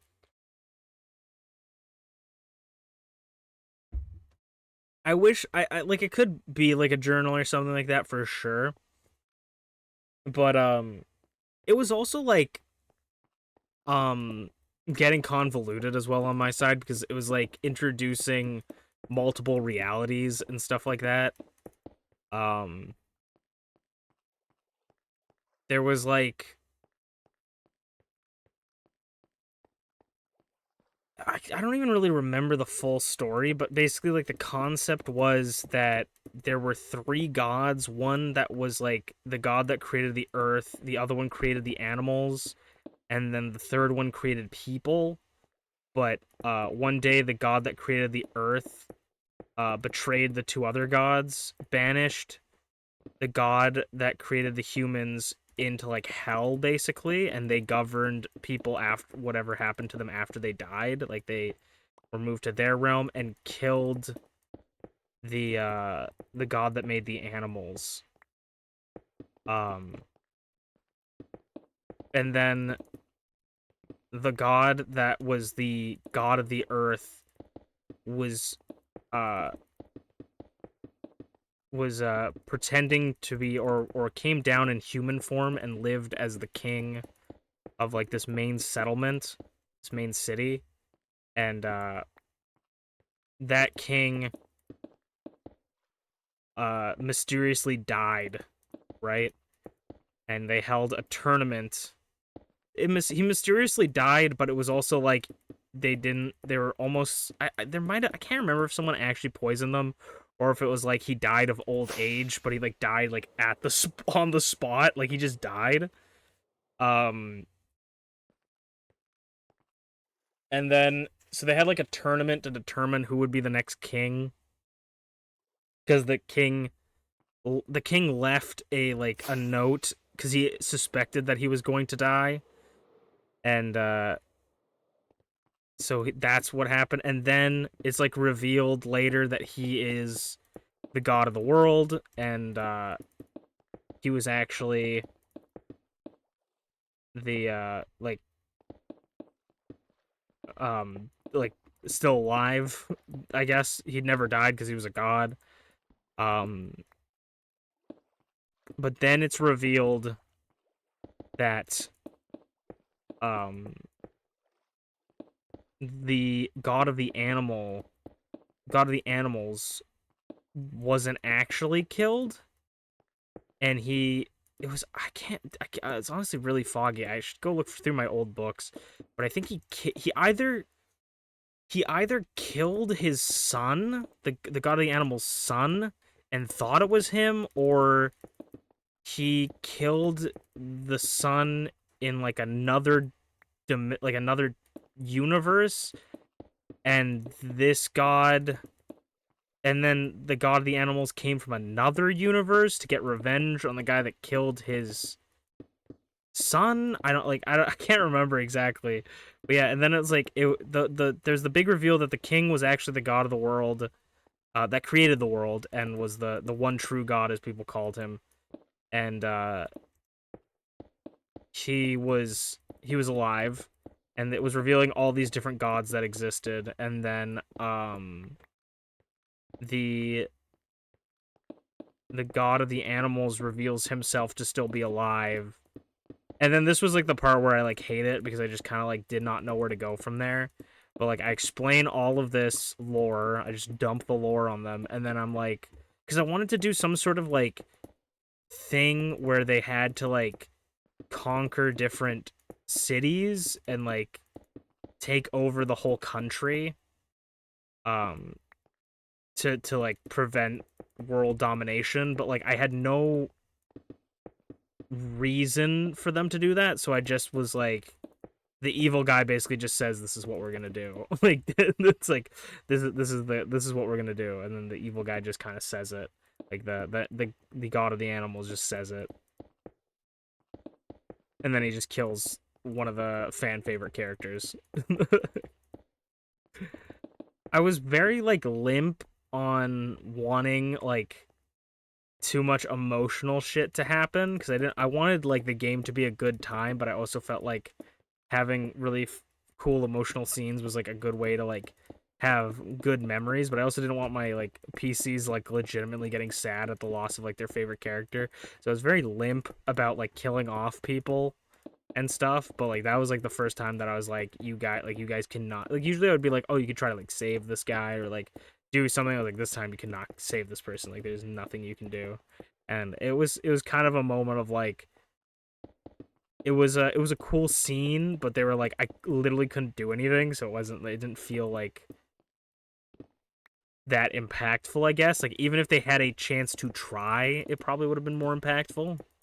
Like even if I gave them a way to like roll to try and save them, but even like make it feel like they tried and failed, you know, rather than saying like you physically cannot do anything.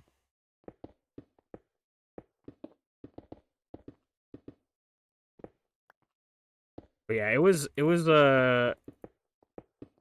yeah, no, it was a different universe because they go to another universe where they meet their like future selves because they're in a universe where time is like twice as fast.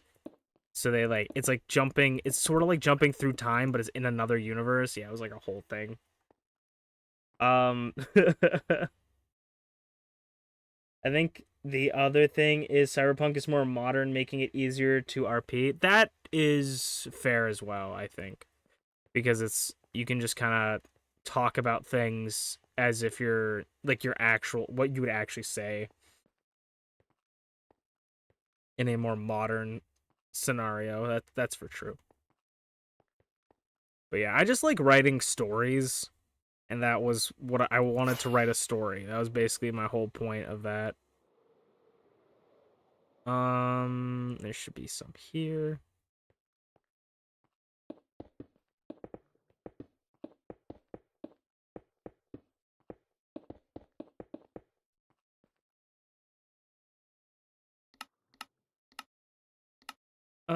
Light gray terracotta. We're missing 149.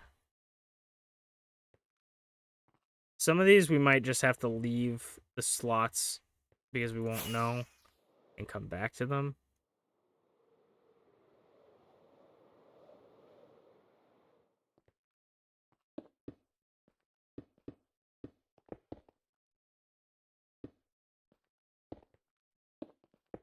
I think now my philosophy with like storytelling for the most part is like to not tell a lot of things, you know, like before I was like, oh, I wrote these really cool backstories. I really want them to know all about of all the cool things I wrote, so now I need to just tell them. Where nowadays I feel like instead of doing that, it's more fun for me to like leave things open-ended and have people like ask themselves like, was that what I'm thinking? That like, was that the big bad guy, or like what was that like you know, what actually happened? Like have your characters think about it and then maybe like come to their own conclusions rather than me explaining it to them, I guess.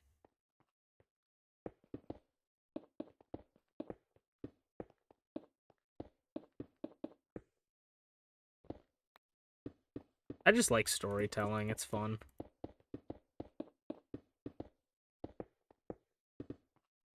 I need to pop into more of your Cyberpunk streams, Flair, because I was watching one of them and it was really good. But I just haven't really haven't been I'm really bad at watching streams. I would say I'm a mediocre streamer. I'm even worse stream viewer. Like I never watch streams a lot of the times.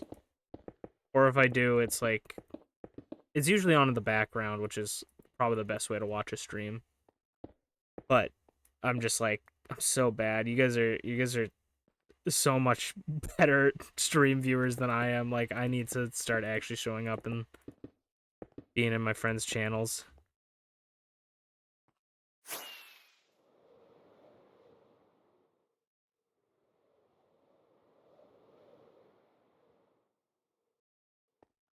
I probably should have started recording, but I actually I'll pause that. But I should start recording this too. We're missing 8. I'm probably not gonna be able to find those 8, so we'll move on to the pink carpets. Which I'm gonna be honest, I farmed a lot of pink carpets for the last one. I'm not looking forward to farming more, but we at least have the facilities to do it. We need 1,300. So 1,300. It's probably like 1,300. I want to predict like 18. Probably not. 20. So we need 20 stacks of pink. Yep. Oh, we do. Nice.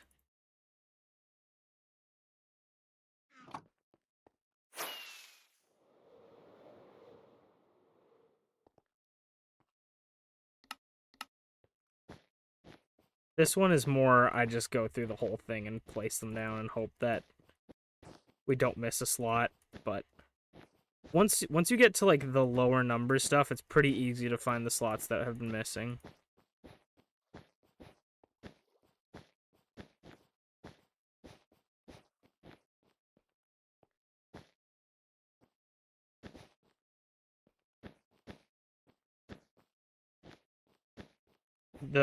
Me liking storytelling is the exact reason why I like doing the Masu lore stuff, because it's just purely thinking about like fun stories to tell and ways to connect things.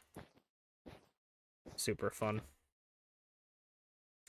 I'm thinking one of these days we're gonna have to start a new series, because we're almost, I want to do like one more Power World stream for now.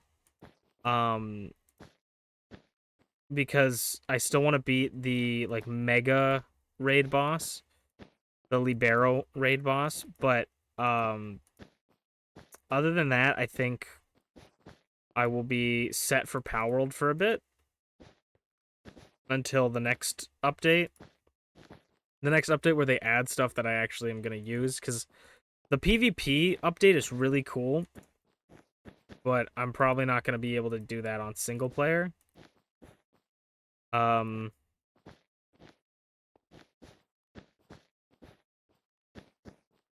They might move like some single player stuff to that update anyways, but and then I'm thinking if you guys have opinions, I might ask it in the Discord later, but if you guys have opinions about what games we should play next, let me know. I'm thinking we either start Code Vein. Actually, if you would like to have a conversation with me and help me figure this out, I would absolutely adore that. I'm thinking either Code Vein or Soul Hackers or Shin Megami Tensei 3. But this is kind of my thought process, is that I would like to play Code Vein before I play Neo 2, because I want that to be like kind of practice. I don't know how far I'll get into Neo 2, but it would be cool if I could actually like beat a Neo game. But like I'm thinking like Code Vein is probably going to be easier than Neo, and so I want to play that first to warm up.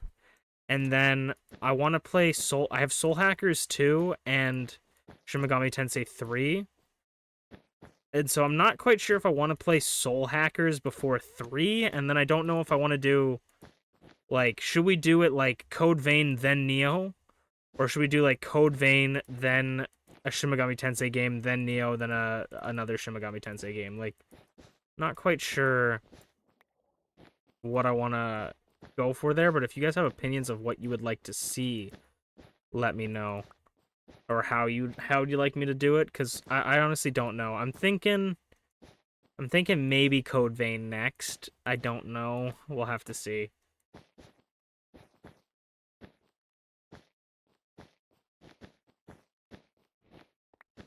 I'm excited to play Code Vein and Neo, because I just know I'm going to get my ass kicked.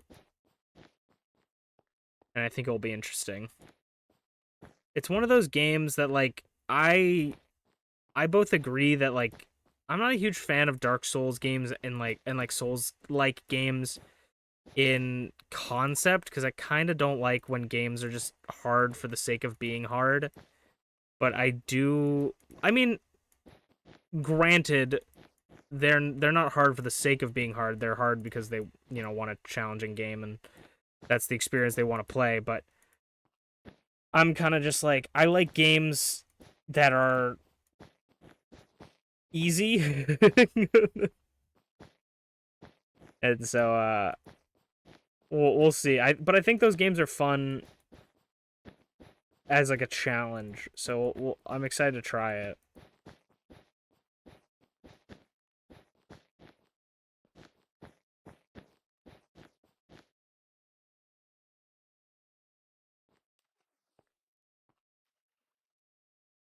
I know that this is probably what we should do, but honestly, it's very difficult to see where I should put this carpet.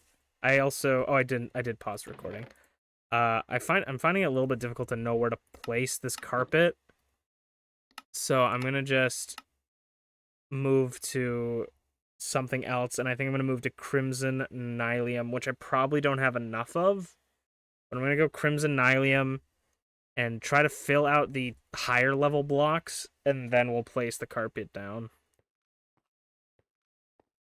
Just to make it a little bit easier. We might have enough Nylium. Might have to go get more.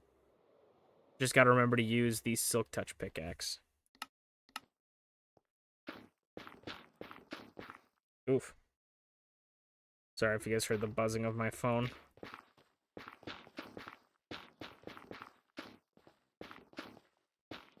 I honestly did not plan for this to be the Minecraft stream, but I'm having a lot of fun, and I hope you guys are too. I'm having an enjoyable time just chatting.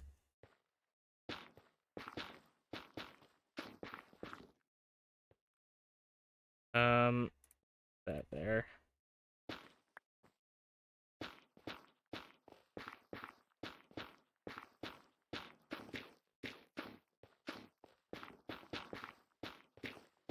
I think I might do Code Vein, then Soul Hackers, then Neo 2, and then Shin Megami Tensei 3, barring that there isn't a game in between those that I want to play. But I do want to get those done at some point. I would love to play Jump Force or the One Piece Odyssey game, but I gotta get through about like 600 more One Piece episodes before I can comfortably do that.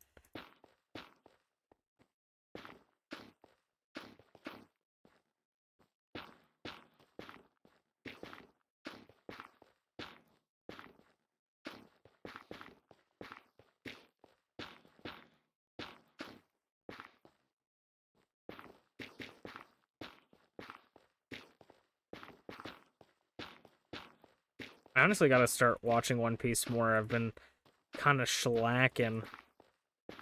I'm on like episode 160 something. I've been slacking.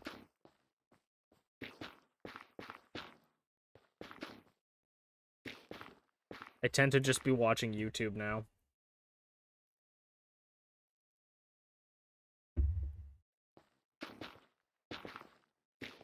This is the sad reality of like why I think Twitch. I love Twitch, man. Twitch is shitty. Twitch doesn't love me, but I love Twitch, right? But like the way that I consume media is like almost always through YouTube or Twitter now. Like I very rarely ever just wander Twitch. Like back in the day I used to, but I feel like Twitch has gotten so much worse for like the type of content that's on it. Not to say that people themselves are like bad, but like there's some like a lot of the times I get recommended stuff that I just would never normally care about, and then I do get some good recommendations, but like not a lot. I actually feel like the recommendation is getting slightly better, but like it's just I feel like they don't give a shit enough about the people that actually like the big names that work for Twitch, which is why they're all going to other platforms like Kick or YouTube. Not bigger platforms, but other platformers that are big. So I feel like at the end of the day, like they're hemorrhaging money at the end of the day, and then they're losing all of their big money makers because of the how like somewhat shit the company is. Oh, this is gonna. Oh wait, I don't think these spread naturally. Never mind. I was gonna say that's gonna start spreading over there.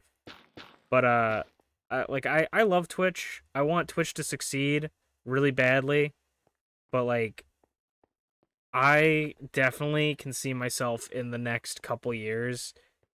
Um, I mean, if my YouTube starts popping off, I would actually do that now, but like in the next couple of years, probably like completely transitioning to Twitch or to YouTube. If my YouTube starts popping off, I will unless my Twitch also pops off, like for me, I think the what I get from YouTube live streams like is so much more from Twitch. I just need YouTube to have their live streaming system be as good as Twitch. That's the only reason why that's the only reason why I feel like people don't immediately stream on YouTube and go to Twitch is like I think the culture of streaming is like you always go to Twitch for streaming, and I think that's valid.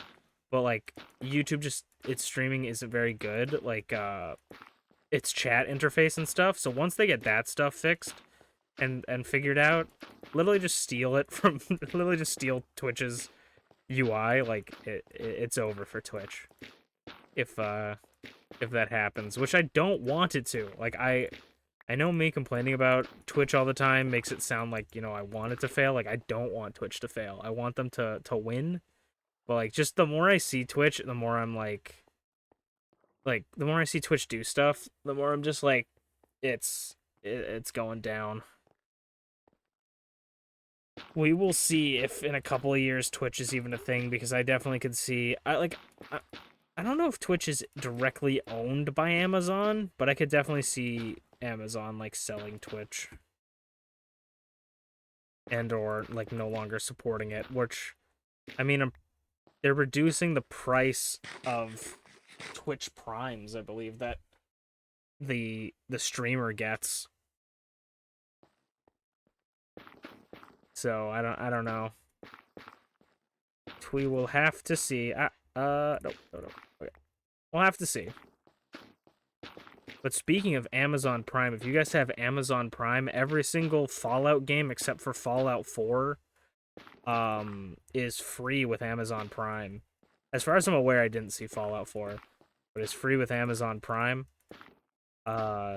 Including Fallout 3 for both Xbox and PC, which is kind of nuts. It's off the Microsoft store, so it's kind of cool. I guess that makes sense because Fallout's now, like, or Bethesda's now a part of Microsoft. I didn't even think about that. But Fallout New Vegas and Fallout 3 you can play for free. Oh, excuse me. Including the original 2, which I've never played, which I probably won't still, but they exist. I bought, they're also on sale, I'm pretty sure. I bought there's actually, if you guys like Bethesda games but you don't own them, I'm not sponsored by Bethesda, and I don't even know if you should really be giving them your money, but there's a bundle going on where you can get Skyrim Anniversary Edition, which is Skyrim with all the DLCs, plus Fallout 4 Game of the Year Edition. And that has all the DLCs for Fallout 4, and it's like $11 Canadian, which is like probably like $5 US. So if you wanted those two games, like those two games are really good, and it's pretty cheap. I believe it comes with all the DLC. I could be wrong. But I saw Fallout 4 was on sale, and I've only ever played Fallout 4 on Xbox One, like when it came out. I haven't played it with any mods, so I was like, $14, and I haven't played all the DLCs either, so I was like, $14 with all the DLC. You know what, I'll scoop that up. And so I started playing it yesterday. Added some new mods. I don't really know what mods I want on it right now. So I've just like looked up some mods that I usually like install for Skyrim. Like I looked up keywords like that, like masks and like different weapons and stuff and companions, and then downloaded like 20 mods or something like that. Probably will end up adding more, but it's pretty fun. Fallout 4 is a pretty alright game, I would say. Like I wouldn't say that it's I would honestly say that Fallout 3 has probably got a better story, in my opinion, but Fallout 4 is pretty good. I would definitely recommend it if you like the looting and shooting style games of, like, Bethesda games. I think it's a great Bethesda game. I'm very excited to get back into building settlements, because when I played on the Xbox, settlements were my favorite part of the game, and the robot building DLC, favorite part of the game. There was a glitch way back where you could, because before it was like, there's certain areas that can be your settlement, and they have certain radiuses you can build in, but there was like a glitch in one of the games, or in one of the patches of the game, that allowed you to increase the border, and I just like increased the border of my settlements like so much, and so I just had like massive settlements. I might look for a mod that does that increases the settlement length. But I gotta start looking up Fallout mod videos and get recommendations. If anyone has recommendations for Fallout 4 mods, let me know. I've also been, because I'm like, well, I was playing Fallout, and then I was like, you know what, I need to listen to something. Like, I very rarely can play games without, like, listening to things a lot of the times, unless I really need to focus up. Or if I'm, like, talking to people, obviously, I guess that would constitute as listening to something. But, I started listening to, like, the Vault lore videos, because, each Fallout vault has like a unique story behind it. The way the vaults work are really fascinating. How they're all basically experiments. So like, I want to say Vault 33, if I remember correctly, basically was an experiment where they had to elect someone as a sacrifice in the vault to sacrifice to the vault, basically kill them, or else everybody in the vault would die. And then they, you know, I guess spoilers for this if you guys ever find this vault. I think it's in New Vegas, but it basically what you learn from it is that they have like all these elections. They end up combining the election for Overseer, which is like the guy who runs the vault, and combine it with the person that gets killed because they kill the first Overseer after the Overseer tells them how the vault works. And then there's like 5 people left after all this terrible shit happens. And they all agree, like, you know what? We're all gonna die anyways. Like, there's too little of us. Like, everybody's already dead. That we might as well just not elect anyone this time and just, you know, move on. And so they all refuse to elect someone. And then the vault is basically like, hey, congratulations. You didn't sacrifice someone. You believe, like, you know, life is precious. And so it was like all a test to be like, if they don't do this, they will. It's actually based off the it's based off that one psychological test that I remember Flair and I talked about like a long time ago. It's based off that psychological test of like, there's this person that's set up, strapped to like electrical things, and then a person comes in, and the test giver, the scientist guy, is like, I need you to like hit that button, and the button will deliver an electric shock to the person. And then the person like clicks the button, and the person with the electric shock is like, please stop, don't stop doing that, it's hurting me. And then the person clicking the button stops, right? And the test goer person is like, no, you need to keep pressing the button. It's imperative that that you click the button for the test. And so they click the button again. They go, ah, stop, this is really hurting me. Like, stop doing it. It's hurting me. As they stop. And so it's like sort of like testing psychologically the effects of like authority. Like, do people, like, how likely are people to do something if they're told to by an authority figure? So that's kind of like what the vault was as like a psychological test. It's very fascinating.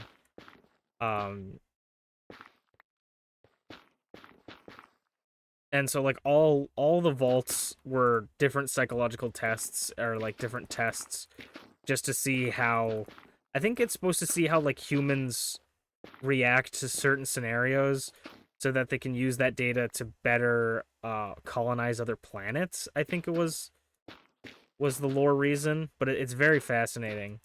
One of my personal favorites, just because I kind of think it's funny, is Vault 69. Vault 69 had one dim-witted man with 999 women, and basically they were like, well, how do we breed with this one man? You know, like logistically, not all 999 of us will be able to breed with this one man, and also the guy's kind of stupid and we don't really like him. So like, what do we do? So they extract the man's essence, so they don't need to actually breed with him, and basically kill him. And then they use the fucking scientific data to like reproduce, you know, with the machines and the guy's data, the guy's DNA. But obviously they can't do that forever because you know, incest. And so they end up having to lure more people into the vaults. After they are able to open the vault, they lure more people, more men into the vaults, and they do it like every year or something like that. They lure a guy into the vault. But it's actually kind of interesting because the whole thing behind it is that they're luring, like, they lured the first dim-witted guy into the doctor's office because he thought that he was gonna get laid. And they needed to do like a checkup before he could, you know, do anything with the ladies. And then the proceeding after that, all the other ones are like kind of also equally dim-witted guys, because they get lured in and they don't really pay attention to their surroundings, because like after only a couple generations of these women, they kind of aren't what you would expect like women to act in the real world, I guess, because these women know nothing about like romance or anything, because a thing I didn't say was they would terminate the male babies because they didn't want the men like to be able to like breed with other ladies and cause incest, so they only kept the females. And then that's how then they lured men in and used their DNA to do that, so there wouldn't be any incest. But yeah, they like would lure basically dim-witted people in because they wouldn't really realize that this was a trap. And so it's kind of an interesting thought of like an interesting experiment of how far would someone go to get laid? would they risk everything? Some guys are just that desperate, I guess. I mean, who can blame them though? But I ain't judging, but it's just fascinating and it's really funny. Fallout has like a lot of really good humor in it, so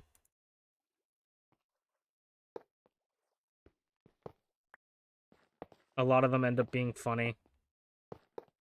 One of the things as well that I'm kind of excited for is the new show coming out, because the new show looks like visually looks pretty good.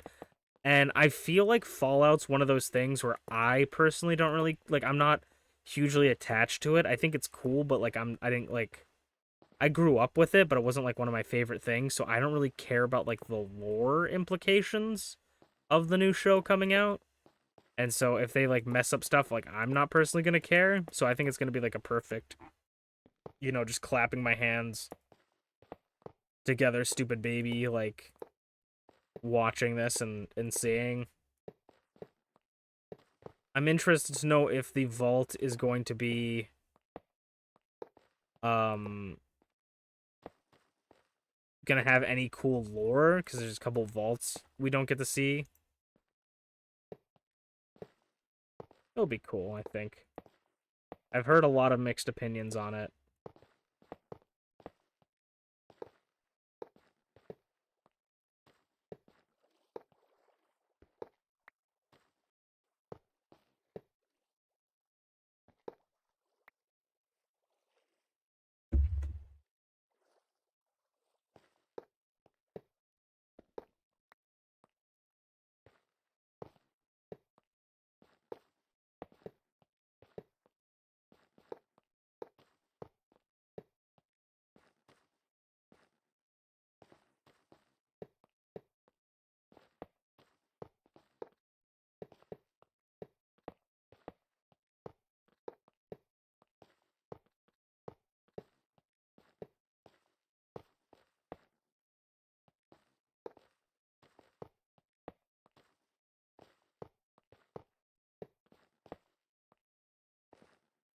I have a list of other things I want to do for pixel art challenges or pixel art projects, like what we're doing here.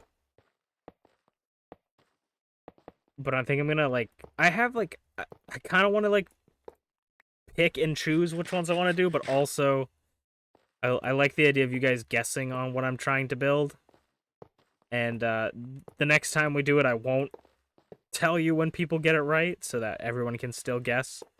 Now that we went through the first one, but I want to know. Like I kind of want to do like randomly select. I have like a list of pixel art things I want to do, and so I want to maybe randomly select them just so like,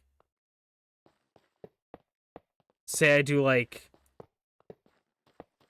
something based off like an anime. I don't want to like do another anime back to back, and then people just be able to like guess it really easily. So I'm gonna like try to like randomly pick them so that there's less of a chance.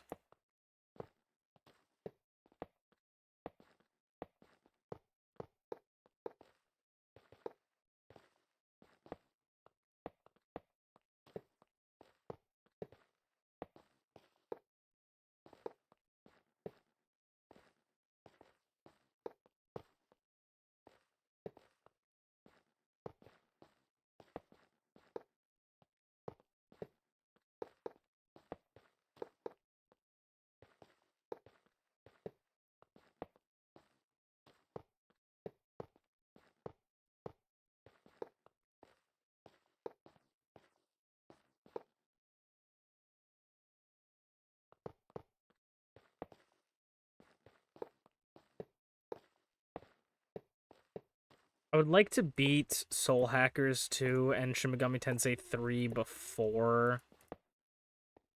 I before I get Shin Megami Tensei 5 Vengeance.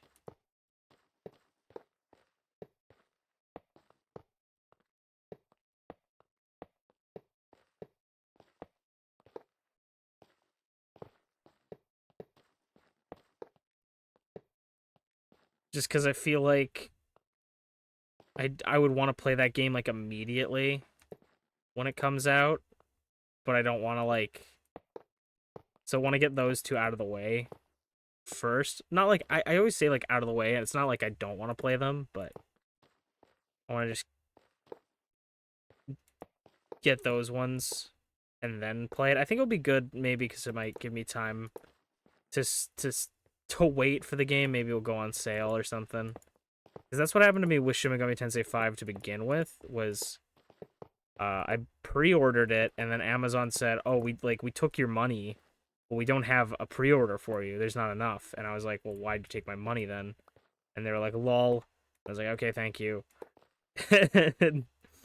And then they ended up giving me some of the money back because by the time they had more copies available,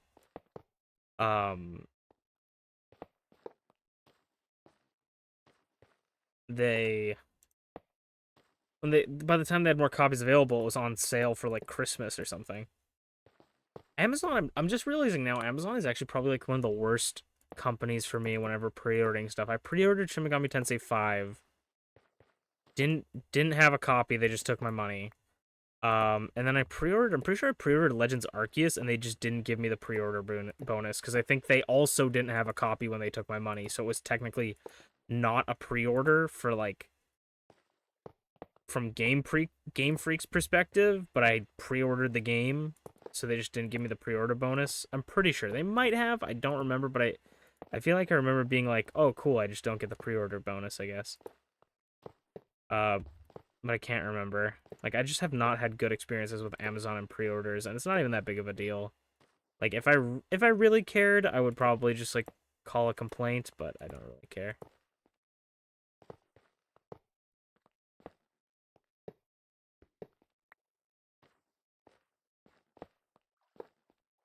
Also, I don't know if anybody is, I'll probably have to say this in the Discord, but I don't know if I told anyone this. I don't know if anybody was aware of this, but I don't know if I'll be able to stream tomorrow. I might get a chance to stream tomorrow, but I'm going out with some friends. Maybe I'll try an earlier stream, but I'm going out with some friends tomorrow for my friend's birthday, so I won't be able to stream tomorrow. I kind of forgot that. It sucks how how yesterday I couldn't stream because we have maintenance. I was gonna think about doing a makeup stream on Sunday, but I might also be doing something on Sunday as well, so I'll wait to do that. I might do the makeup stream anyways, like on Sunday, or I might have a chance to, but I have plans, and if those fall through, which I'm okay with them falling through if they do, then I'll probably do an extra stream. But yesterday, because I had the internet was out due to maintenance, my mom and I watched the Suicide Squad, the second one. It was really good. I've already seen it, but my mom hasn't, and we watched it because I got it on DVD. It was a $5 DVD at Walmart. Walmart's got such good DVD deals, man. It's so good. It's usually like no more than $8 or $10 for like a DVD. Like I got Detective Pikachu for $8, which I think is just a phenomenal price for that movie. And then yeah, I got that, and so I picked that up, and we watched it last night, and she liked it. Which I was kind of surprised that she liked it. Not that I thought that she wouldn't like it, right? Not that I thought my mom was gonna hate it. She liked it a lot more. She was even saying, she's like, I like that a lot more than I thought it did. Like, that was very good. Like, I didn't think I was gonna like it as much. It also does help that she likes John Cena, so and John Cena is like half naked in that movie. So that probably helped, but the movie's also just very good. I think it's like kind of the perfect combination of like, for a Suicide Squad movie specifically, like the perfect combination of like buddy cop stuff with like gruesome gore and comedy. You know, like kind of the perfect combination. The first Suicide Squad movie, I don't even really remember it, honestly. I just remember not liking it. It was a while ago. That one's like something I just put away in my mind forever. It's like it's not very well written, unfortunately.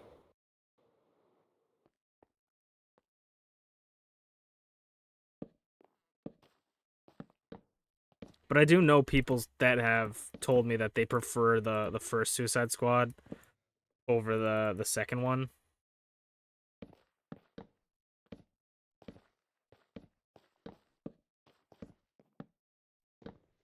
So there are some people that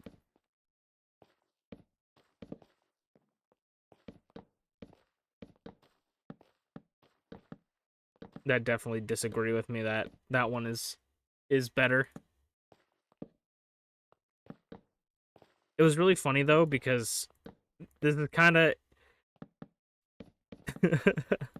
I thought this was funny. Maybe people don't disagree with me this, but when I was watching with my mom, so spoilers for the beginning of the movie if you guys haven't seen it, but in the beginning of the movie they like introduce the first team of the Suicide Squad. And obviously all those guys die in like the first scene except for Harley Quinn. Um but when the movie started, I told my mom, I was like, okay, mom, you're gonna have to pay attention because you need to like they're gonna start telling you guys all these guys' backstories. You're gonna have to get used to them, okay? And she's like, okay. And I like prepped her up for like, okay, you gotta focus. Like these characters are gonna be important as they go on. Their backstories are gonna come into play. And she's like, okay. And she like sits up and then they all fucking die. And she's like, wait, so they just all die? And I'm like, yeah. And it was funny too because I was like, oh, John Cena's in this movie, and my mom was like, John Cena's in this movie? That's awesome. And when they showed the first team, because they're really selling that it's that's the Suicide Squad, right? To someone who knows nothing about what's happening, and they showed Weasel, which is like a fucking like hairy like weird werewolf looking thing. My mom was like, "You do not tell me that John Cena is playing a weasel." I'm like, that would have been so funny if I like hyped you up for John Cena and he's just playing like a weasel and he just makes weasel sounds. Like, oh my god, that would be so funny.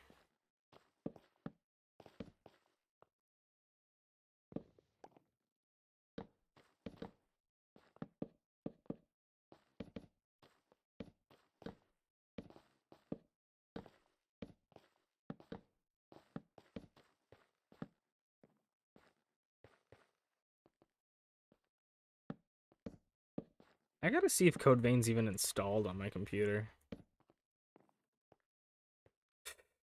I was gonna say, ooh, maybe that. Oh wait, okay, what games? I was gonna say maybe that means I should play a game on the Switch, and then I realized that I want to do Soul Hackers before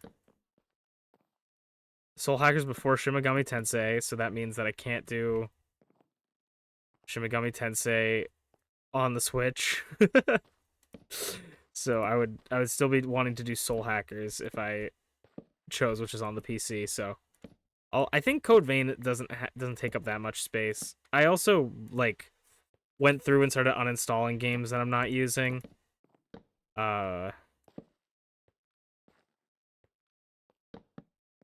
also worst case scenario, I could install it to an external hard drive.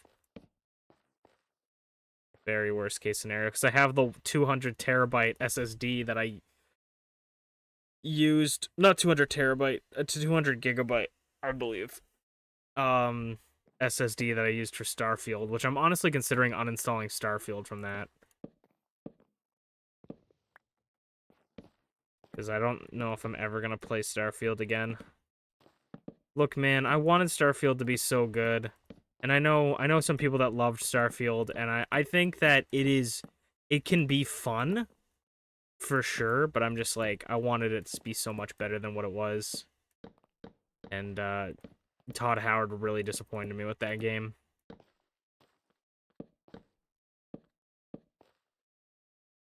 It was really bad, man. Like I now know never to trust Todd Howard from his words, because like when I was watching interviews about him talking about it, and I was like, I'm like, we are so back. Like, he knows exactly what we want.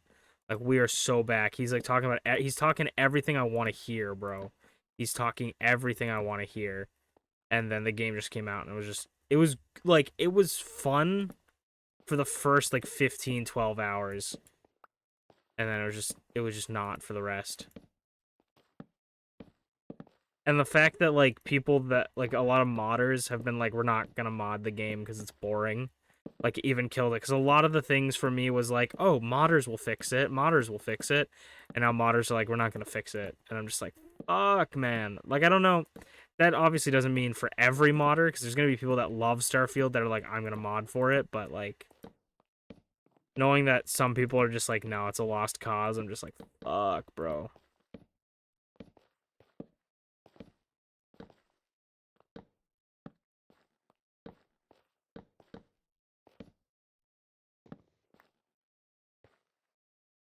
Man, definitely when the new Elder Scrolls game comes out, I'm watching, like, because before I was like with Starfield, I was like, I don't want to see anything. It's a day one buy. I want to like experience it because this is about to be this is about to be the next Skyrim for me. Like, this is gonna be the best game ever. And I buy it, and I wasted so much money on that game. I bought like the definitive edition or whatever of it. I bought a external SSD just to play it, because after I bought the definitive edition of it, it didn't even work. Like, that's what kills me the most. I think I would have refunded it day one if I could have, but I couldn't because I bought it off of I think it was Green Man Gaming. Like, I bought it off one of those gaming sites that gives you a deal and then gives you like the Steam key for it. And I don't think you can refund those games. Like, you might be able to if you don't activate the Steam key. I'm not quite sure how that works, but I didn't buy it off Steam. Like, if I bought it off Steam, 100%, but Green Man had a 15% discount or something like that, like slightly discounted, so I wanted to save. Ended up costing me like $100 more just to play a game that like I got 15 hours of. Like, that's so bad. Like, okay. This isn't math I need to do, but let's say I spent $200 on that game, because the game was like $100 itself with all the DLC, divided by like 15 hours. That means I spent $13 an hour. I would not spend that. In hindsight, I would not spend $13 an hour to play Starfield.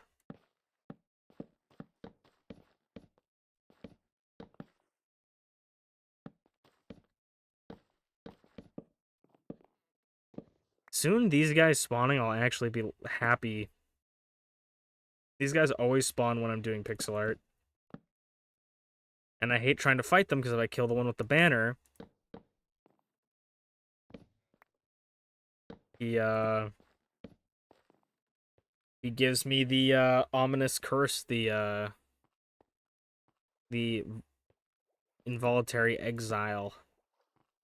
And I can't go back to my house until it's gone. Or in the next update, that's going to be turned into a potion effect thing.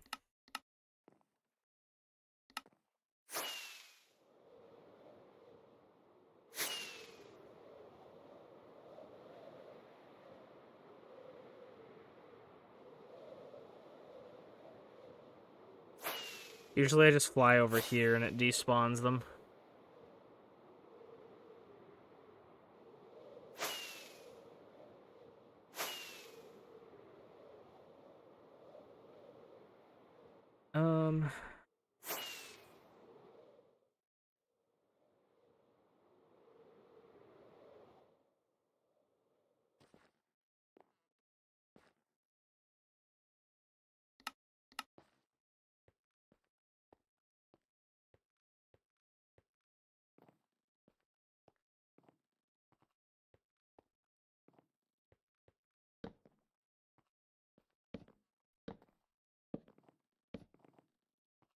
I was going to, so, we're going to be, I've talked about this multiple times, but we're going to do a game awards at the end of the year.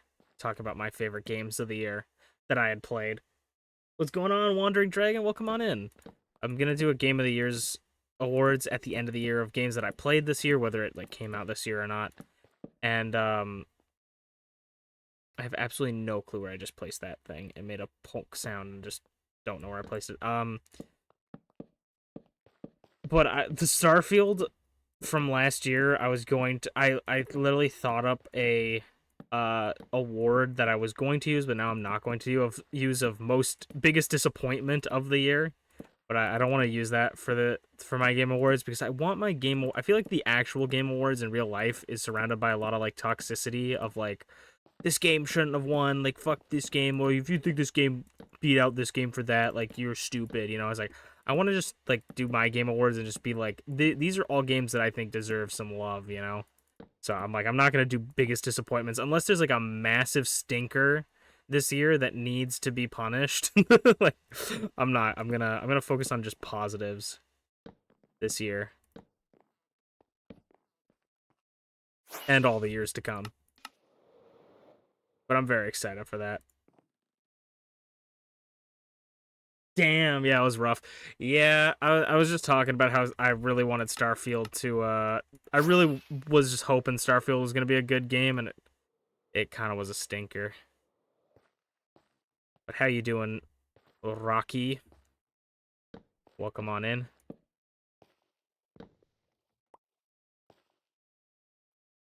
What am I making? Well, do you want to guess? I'll show you. I'll show you what we've done so far. Let me just finish this line, and then you can guess. And then if you don't really care about guessing, I can tell you. But because people already know, this was going to be a guessing thing. We did a thing where I'm doing a pixel art right now, so we're building a bunch of little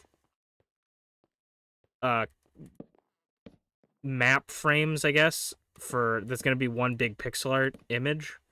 And then I was having people guess, and then if someone could guess, they would get their like name in a thing in my Minecraft world, just as like a fun little thing. And T already figured it out, but next time we do this, I think I'm gonna just let people guess infinitely, and I'm not gonna tell anyone, just so people can have fun trying to guess, and maybe just tell the person that won they won. But this is what we're working on right now. So this is what we've done so far. But if you can guess from that.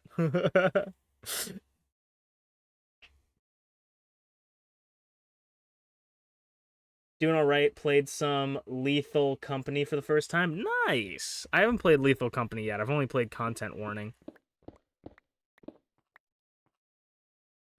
But Lethal Company looks like a lot of fun.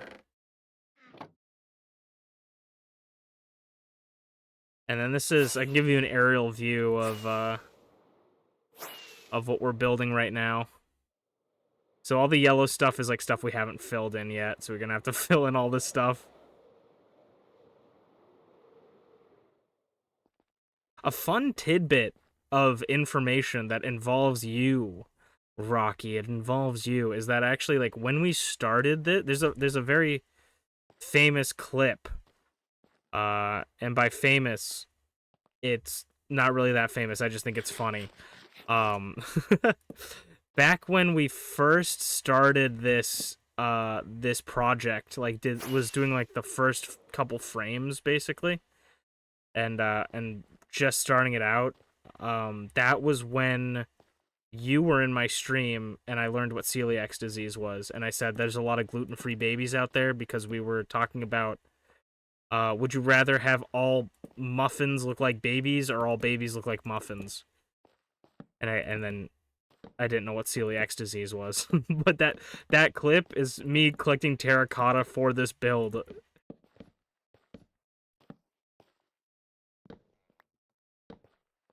That's how long we've been working on this.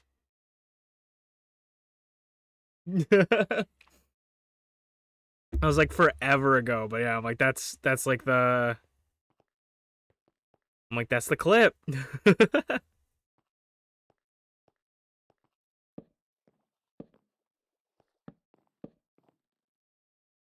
You really want to get content warning? Content warning is very fun. I think though it's like I think it's fun but like there's a lot of frustrating things with it for me. Like I think that it is what you make of it that makes it fun. Like I think the game is funny, but I think it's what like groups of friends you have and how you play it to have fun, because it can be kind of a frustrating game at times, because the monsters just like three shot you in that game, and they like a lot of the times if they hit you once, they just like knock you over and you get hit three times. Like you cannot do anything about it. So it can get really frustrating. But it's like very funny if you can pull off some funny stuff with it. I think it's a very good game.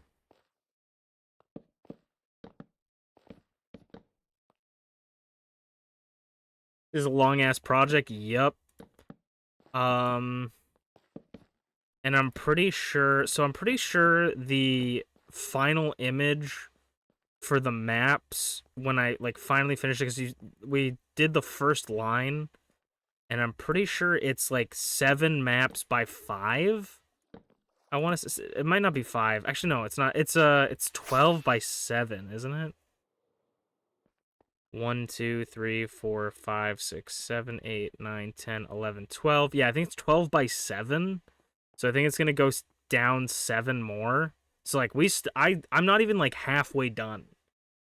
I don't even know if I'm gonna finish this in a year. Like, so it's just. It's gonna be a lot of work, and hopefully it looks good, because if it doesn't look good, I'm gonna cry.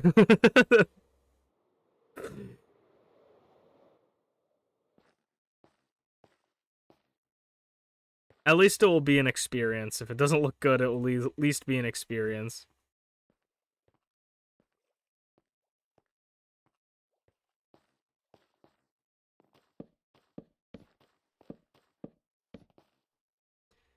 Yeah, the mod I'm using here with like all the yellow blocks is called Lightmatica. It basically makes a schematic of what you're gonna place, like where you're gonna place blocks, so you know what to place. And if I accidentally place one here, it's like that's not right, so it like marks it as red. And before, back in the day, there's a website that like converts images into maps and tells you exactly like how many blocks you need and stuff like that. And back in the day when I first started this project, I used to look at the image on my other monitor, and I'd basically like do the like 16 by 16, like there's like I think like 5 or 6 16 by 16 squares going down this way, and I would just focus on that square and try to like line everything up, and I'd constantly be looking back. I'd literally be like, okay, like 1 2 3 4, boop boop boop boop boop, 5 6 7 8, boop boop boop boop. Okay, blue goes there. Okay, like it would take forever to do it, and I couldn't talk to people while doing it. Like I'd have to have my full brain functionality work. Like I couldn't listen to things. Like I had to fully think about it. And the first one that we did took like 3 months, I think, to do. The first full art map took like 3 months to do. And then I was like, there's gotta be like a better solution to this. And so I found Lightmatica, and Lightmatica is really nice too, because you can actually just rip straight off the website that turns the map art or the art into map art. You can rip it as a schematic straight off it, so it's very easy to do. And this is the only thing I really use Lightmatica for, because I think Lightmatica is really cool, but also I feel like a lot of the things that I design end up looking really cool because I make a lot of mistakes midway through. So if I focused on like following a schematic every time, like I'd probably make pretty cool stuff, but I feel like I end up making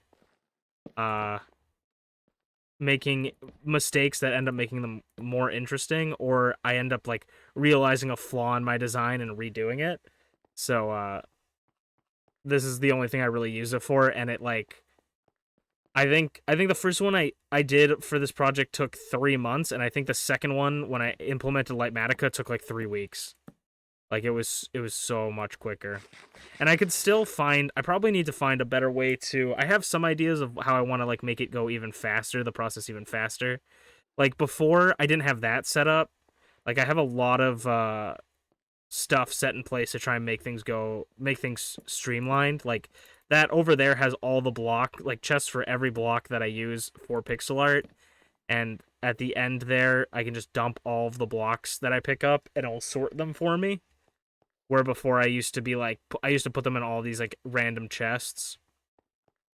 And it just used to take forever just to organize things. I used to stop organizing things. I would just put them in a bunch of chests and scour through the chests for the specific items. So yeah, I think we're getting a slightly better.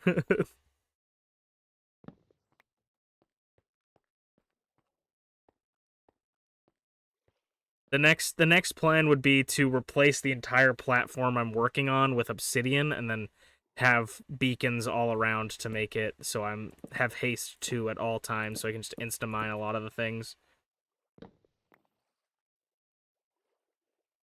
I used to make giant pixel art standing upright, and it took ages. I loved doing that. Yeah, I used to do that all the time too.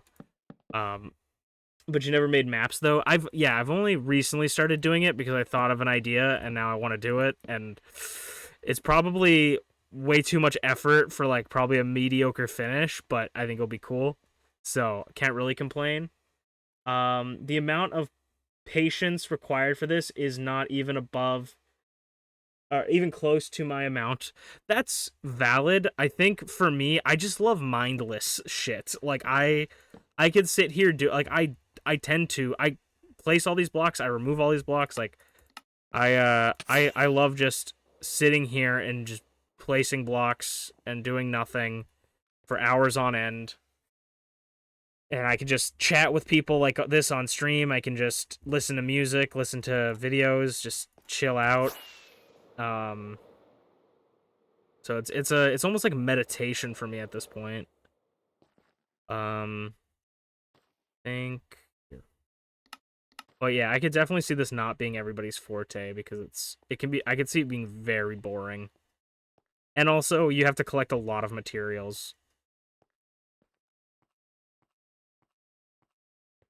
But the cool thing about a map is that there's a limited amount of materials that you'll need. So once you get the max amount of materials that you would need for something, you never need to get them again because you have the max amount.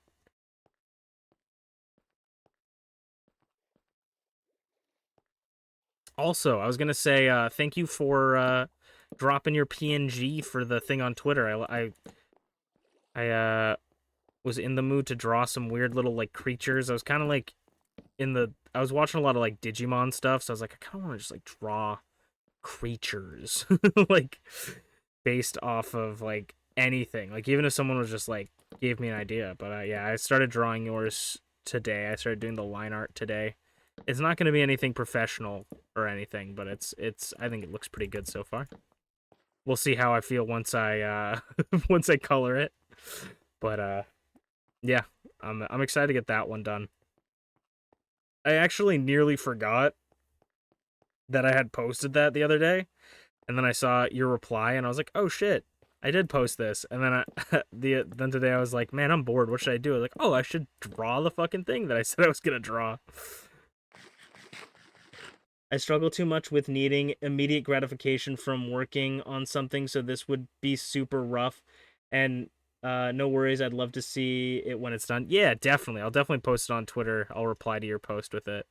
For sure, Ski. Yeah, I can totally get instant gratification for sure. I'm like that with, like, everything other than Minecraft.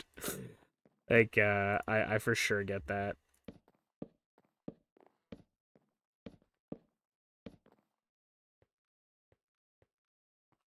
We'll have gratification as we go with every single map I finish. I hope that I can finish this year, because my plan is to do a lot more of these. This is also something that's kind of awesome about it, though, is, like, I'm never gonna, like, if I want to play Minecraft, like, some days I don't want to play Minecraft and I just don't want to do it. But there's, like, some days I want to play Minecraft, but I don't know what I want to do. And, like, if I just keep doing stuff like this, I will have infinite things to do because I just like, what do I want to do? It's like, I don't really know what I want to do today. Let's just work on the pixel art project. Like, let's do it because I want to do more of these as well. I want to do a bunch of different things. Like, we have a movie theater at in one of our towns, and Draven gave a really cool idea of we should make like movie tickets out of signs, which I think is a really cool idea. I'd love to make like wanted posters and stuff, like have different posters. We can make like graffiti and put it on walls and stuff. Like get a pixel art that looks like a wooden plank but has like graffiti on it. Could be funny. Little detailed things.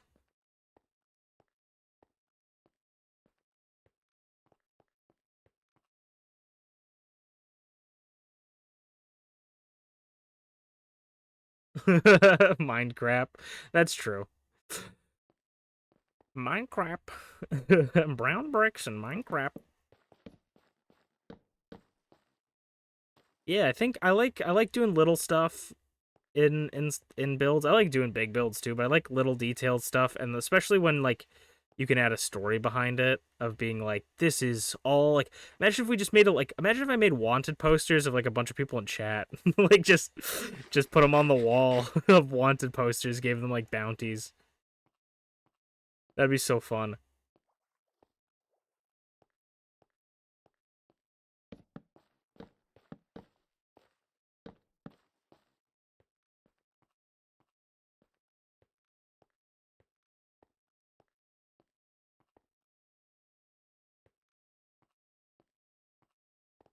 I feel like if I made a wanted poster of a person in chat though, they would have had to like we'd have to do something that's like big. Like they would have to have won a contest or something. Because I'm not gonna put in that much effort to put someone. We maybe make that like a very big redeem. How much would your bounty be? Half a corn chip. Your wanted poster would be like your wanted poster would be like, if you guys are in the area and you happen to see Rocky, you know, just like just pick him up if you can. Like if it's not too much of a big deal, but if it is too much of a problem, no worries. We'll get him next time. It's like it would be really kind of you to go after this bounty, but I understand that like, you know.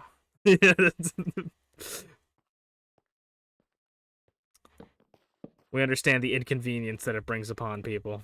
It's like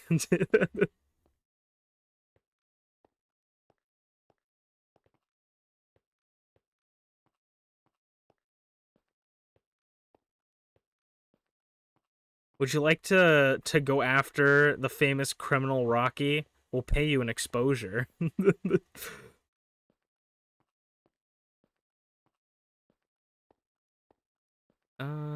We gotta be running to the point. We might be done with acacia logs. How many acacia logs are we missing? Yep, we placed all the acacia logs. Sweet. And that's also a fantastic part about this mod, is that I can see exactly how many blocks are missing and how many we need. Super nice. Probably want to do red terracotta next. We're definitely not going to finish this on stream, but I just wanted to play some Minecraft today. I didn't really know what I wanted to do.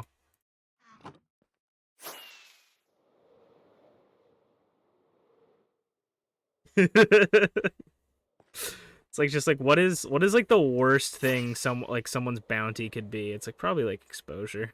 It's just like okay. I don't even know where the red terracotta starts. This is where some things get a little bit difficult because it's kind of hard to see which one's which.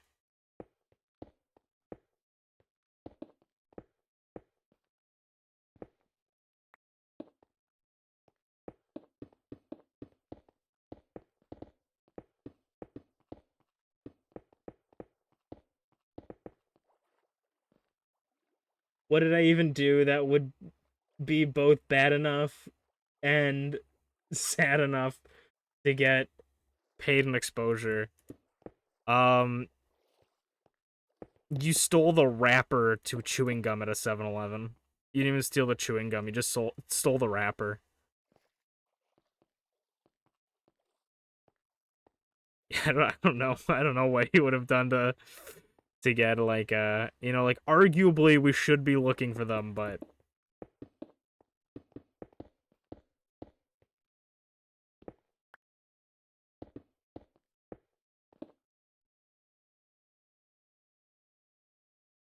you wanted to see the Laffy Taffy joke.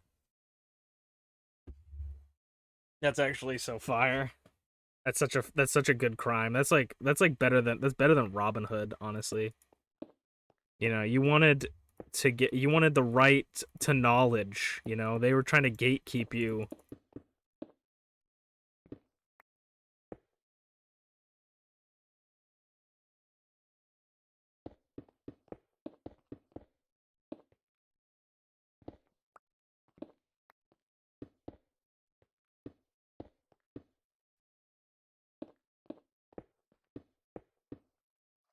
Exactly. I didn't want the damn gum, just the joke. Yeah, you left the gum on the shelf.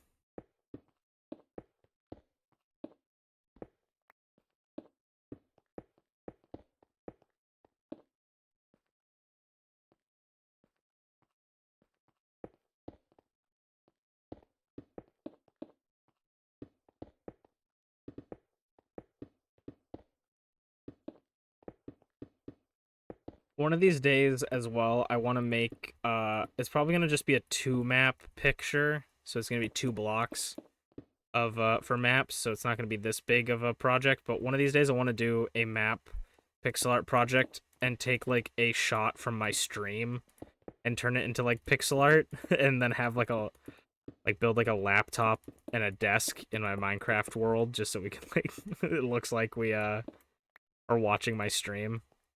I think it could be a lot of fun. I did that in Animal Crossing because you can get a computer in Animal Crossing and put like a custom texture on it on the screen, and so I took like a picture, a shot from my stream, and then put it through like the thing that turns it into like a QR code, and you can just upload it, and it's kind of funny.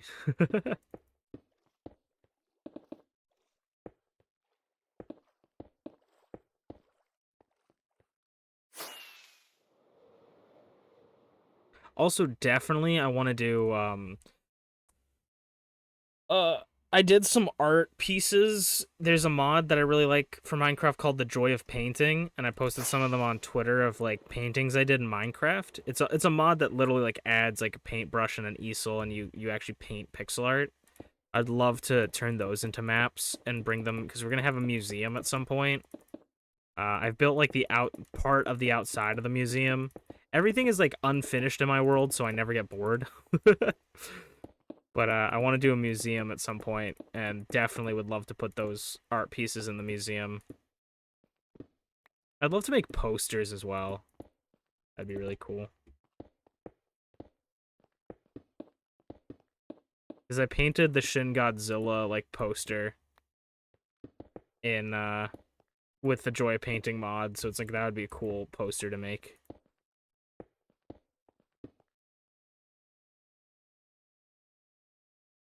Just like someone sees me and says, "Do you want to get in the car so I can cash the bounty?" And I'm just like, "Nah, understood. Have a nice day." Exactly. They're like, it's not.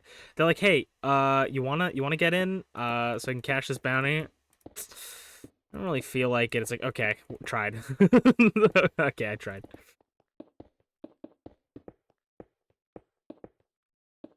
Two bounty hunters driving the car sees you like, "Ooh, should we?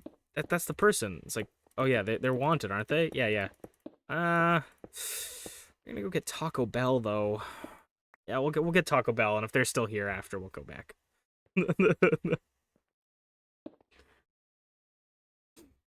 But yeah, I wanna do a lot of different stuff with this pixel art thing because it's a lot of fun. It's a lot of fun. Will take a lot of time, a long time. So Gives me a lot to do.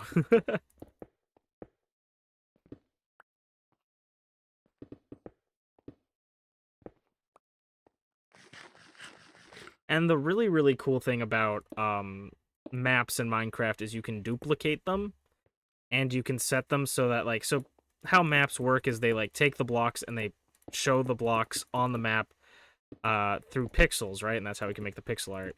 And then if a new pixel is placed, it changes on the map, so you can actually, like, make it so the maps don't change with glass panes. And then you can also duplicate maps that you've already made. So if we have made something like a wanted poster, for instance, and we want it to be in multiple places, we're able to just, like, duplicate that one without having to make it all over again, which is really nice. So, like, once we make something, like, we can use it forever. So we just got to remember we just got to remember which, like, for this one, for instance, it's a big picture, so we're gonna have to remember where each one goes.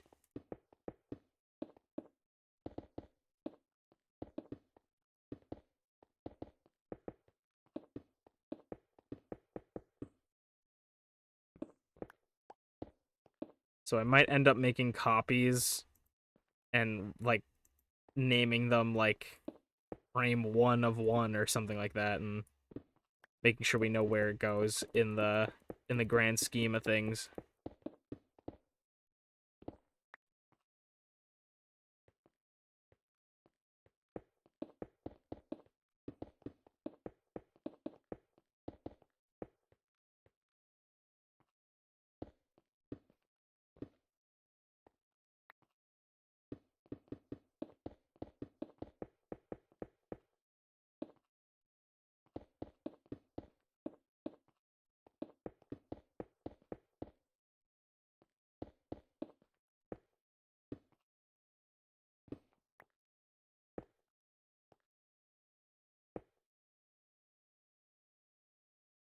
You'd have Taco Bell chosen over you.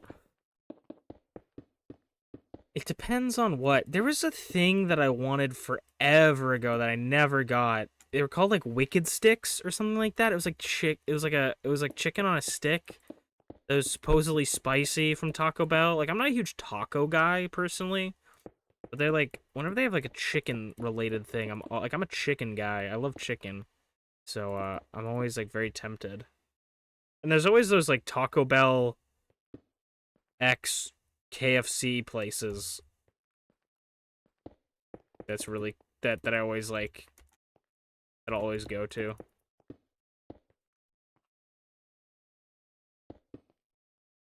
You love chicken too? Yeah, I love chicken, man. It's really funny because I work for this lady, and she is originally from the Philippines, and so she keeps trying to get me into, like, Filipino foods and stuff, and tries to introduce me to stuff, and she's always like, oh, we should go to, like, this place, like, this Filipino restaurant. I'm like, oh, like, they could probably have really good chicken. And, like, yeah, they also have, like, good vegetables. I'm like, oh, yeah, but chicken. And, like, yeah, but you could try the noodle dish. I'm like, chicken. She's like, I know that you like chicken, but maybe you want to try something new. And I'm like, oh, the chicken.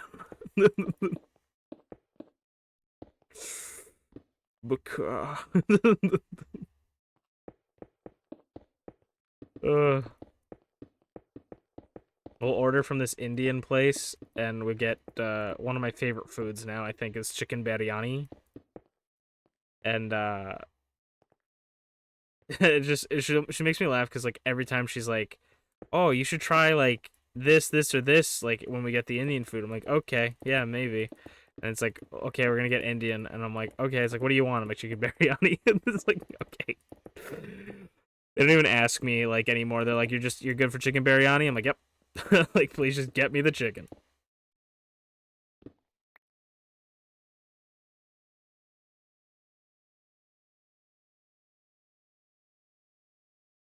And I like cock. I love cock.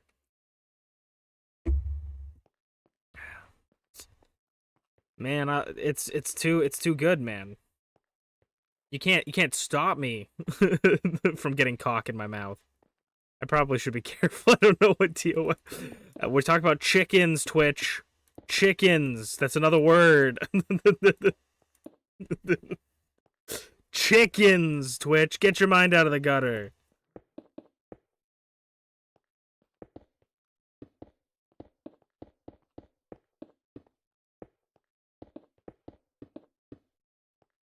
Unbelievable, Twitch.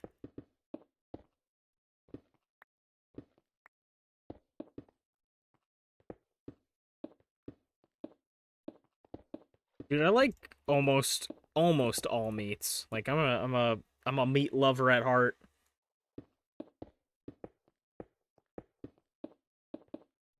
Meat and potatoes. Mm-hmm.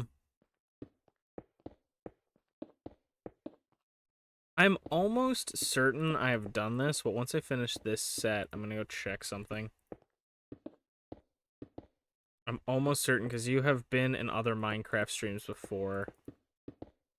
But what I like to do is we have a hotel called the Sleepy Inn, the Sleepy Hotel. And something I've been doing that's kind of fun is whenever someone joins a Minecraft, like in the chat, for a Minecraft stream on this world, I like to add themselves to the guest book. Just as like a fun little thing so we can just look back. And I'm almost certain I've added you to the guest book, because I'm pretty sure you've been in more than one Minecraft stream. But I'm gonna go double check.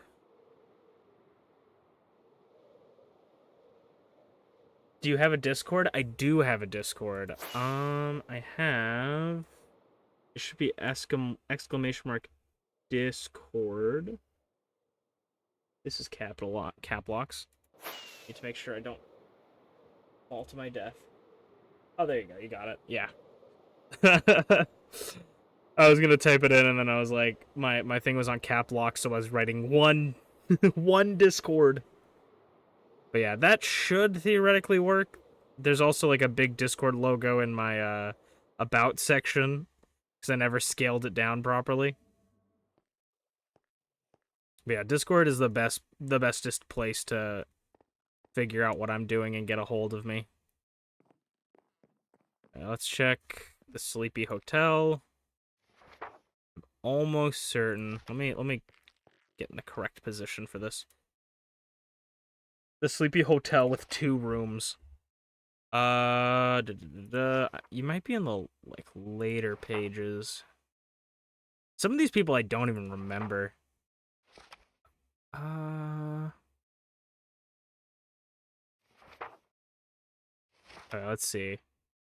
SleepyPengu, FlairZero, MintyTT, Thanos Chicken. Some of them are just funny. Because this could be one that I keep forgetting to. Mellow.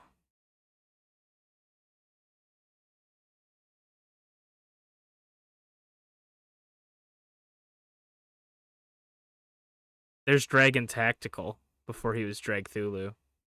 There's Hoss back when the Hoss thing was happening. There's Bonk.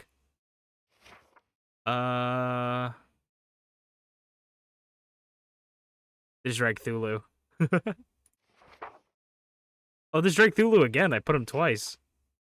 Hey, that's Dragthulu. Oh, maybe I misspelled. I think I misspelt it here. Dragthulu. And I think I correctly spelt it. Okay, I guess I don't have you. Wandering Dragon. 21. Oh. Actually, I say there's 2 rooms. There's actually technically 3.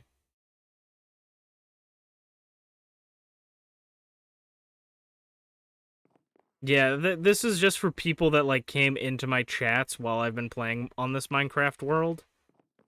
I think the reason why I thought I had already put you in that book is because I think it was one of those things where I was like, "Oh, shoot, I should have remembered to put you in the book." And then I kept thinking that every time. But there we go. You're in the book now.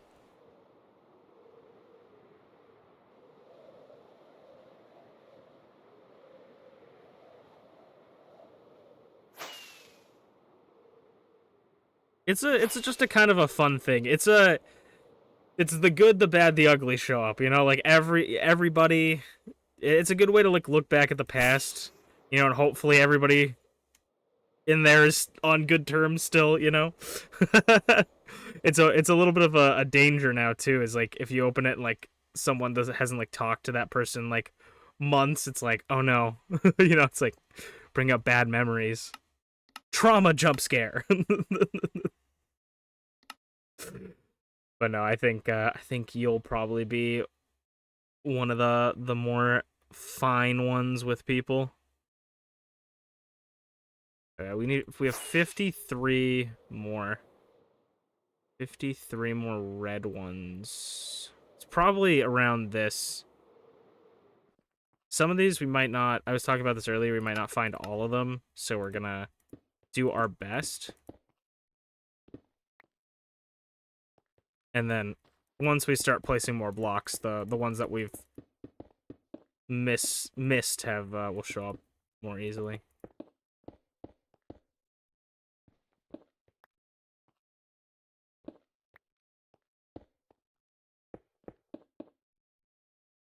I haven't talked to many people anyways, so it's what it is. Yeah. It's yeah, that's fair. Like some of those people were people that showed up like once in my streams, so like, you know, it's just a fun thing to look back at how many people have visited the Minecraft stream. It's the little details that are fun.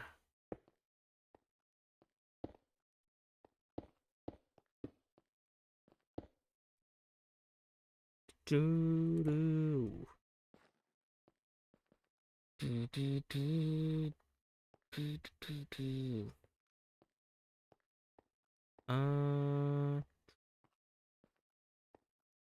feel like there's gonna be like some red terracotta on his face that I'm gonna miss. But I think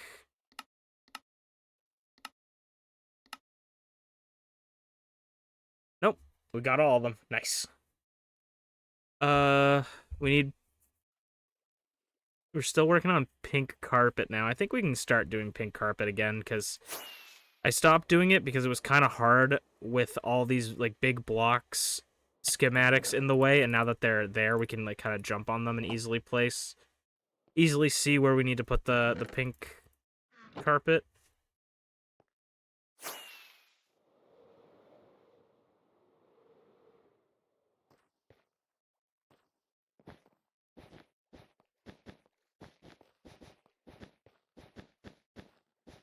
Yeah. It will never be like a perfect run around, but better than what we were doing before. And the cool thing about this is we have the replay mod, which is a mod that basically records all of your movements in Minecraft. So like that's why I keep going into here to check if it's recording. It will. I'll be able to like stop the recording and I'll be able to check it back after I'm done and be able to have like a third-person camera and do like a montage of this. And I'll be able to like do a time lapse. It's very cool. It's what all the big YouTubers use, all the big Minecrafters use. Back in the day, they used to buy another account and have a camera account.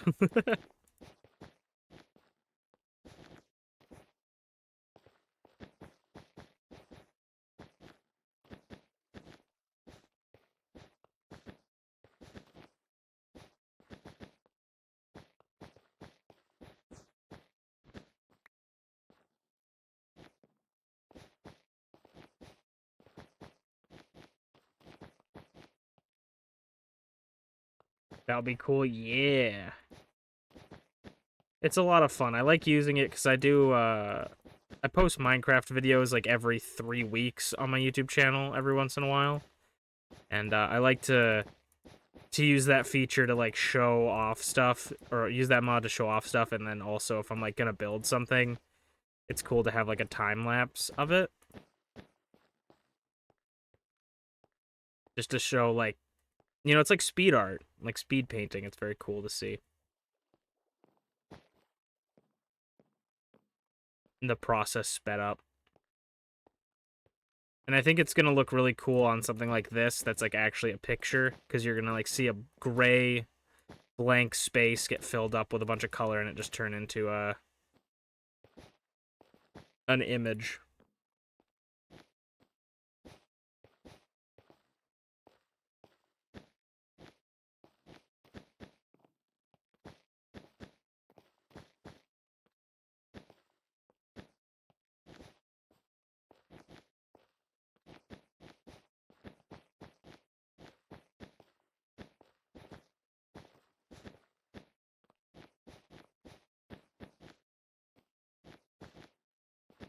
I'll probably just finish up the pink carpet and then I'll end off, but I'll also turn off the schematic and show you like what it looks like in real Minecraft without the schematic on. Because the schematic makes it look like there's like it's like a big thing and you don't really see the change that you do onto it. When you see it without all the blocks placed already, it kind of cool.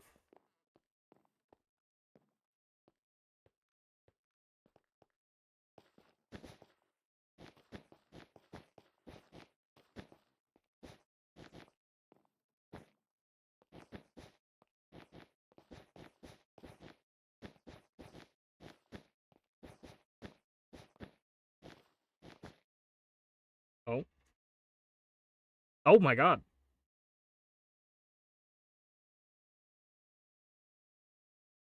I think I know what happened.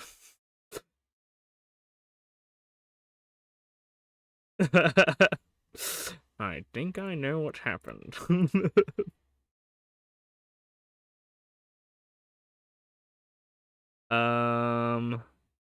Yes, that is exactly what just happened.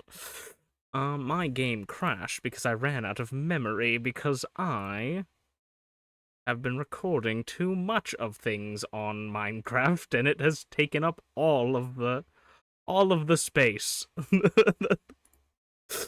So maybe we won't have a time lapse of this one. I gotta go in and see if I can delete that.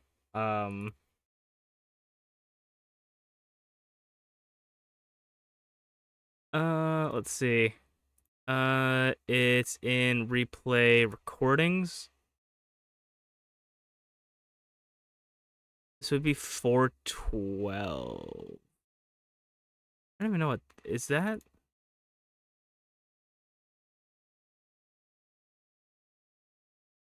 Okay, I don't even think we have. I don't think the one that I used even saved. But this looks like these are like looks like really old recordings. Uh, no. Oh wait, maybe. Where are they? Yeah, these look like old recordings. I don't know how much that is taking up. Probably not a lot.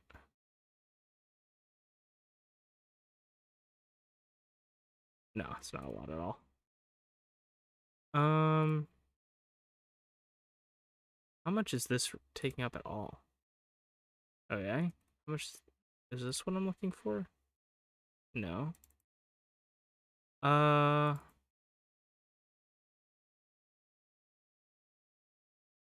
I'm just gonna let's do from here maybe.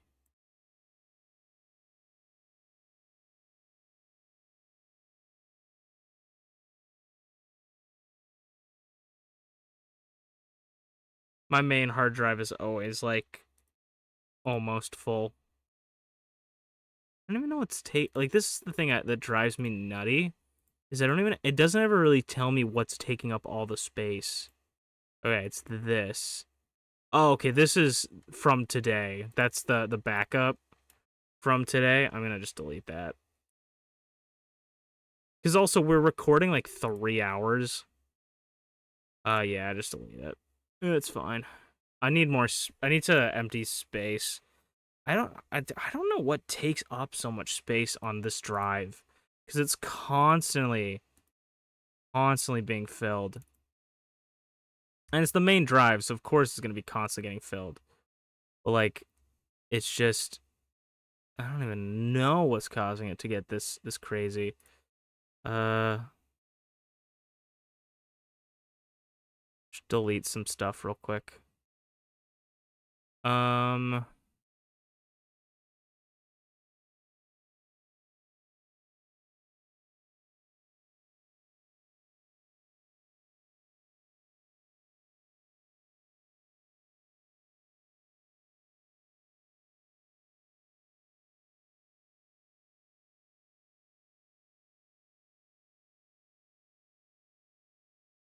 Uh.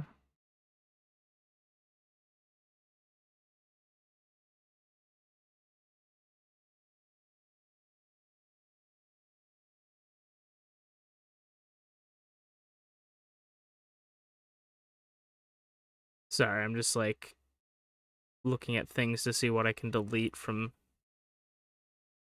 these files.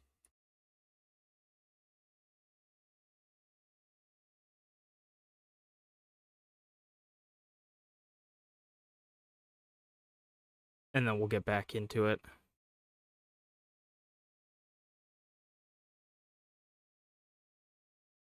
I think this is still deleting.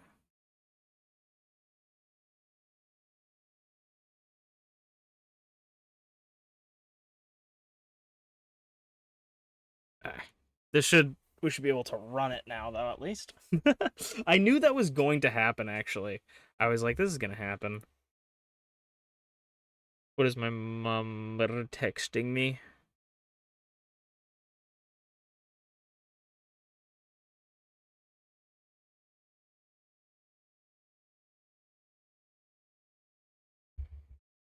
Okay. We're loading Minecraft back up. I'm surprised the stream didn't crash. Honestly. But you need to go to sleep. Have a good night, Wandering Drag. And I will see you next time, my friend. Thank you so much for stopping by.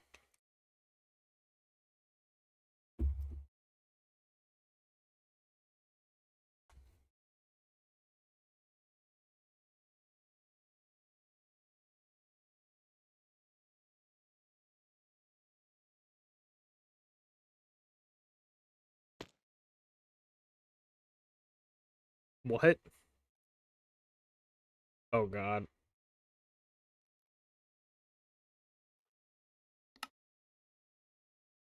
Alright.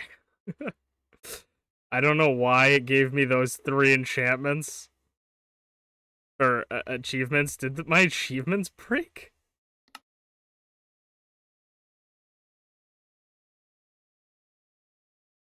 I think they reset all of my achievements.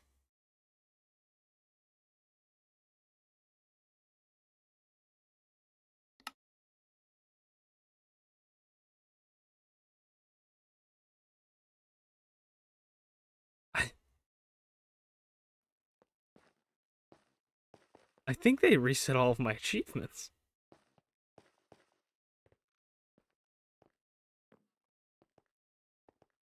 Okay. Let's see here.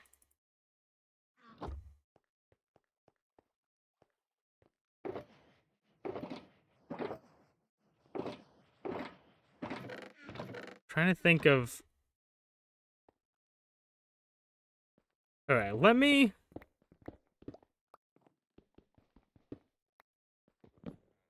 I'm glad that it didn't reset other things. That would have really sucked. I'm gonna definitely back up the world today, I think. I could probably check my latest backup and probably snag the achievements from there. Because I don't think I haven't done an achievement in forever. I'm pretty sure you can snag the achievements. I'll probably back up this world now. Like I always do. Snag the achievement from the backup from the other world. From the previous backup.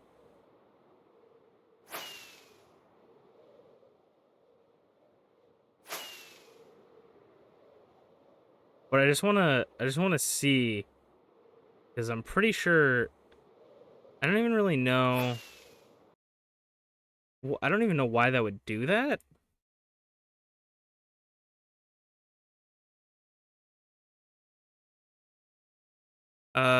Let me just... Okay. I think I can pass that over pretty easily. But I just want to test this out.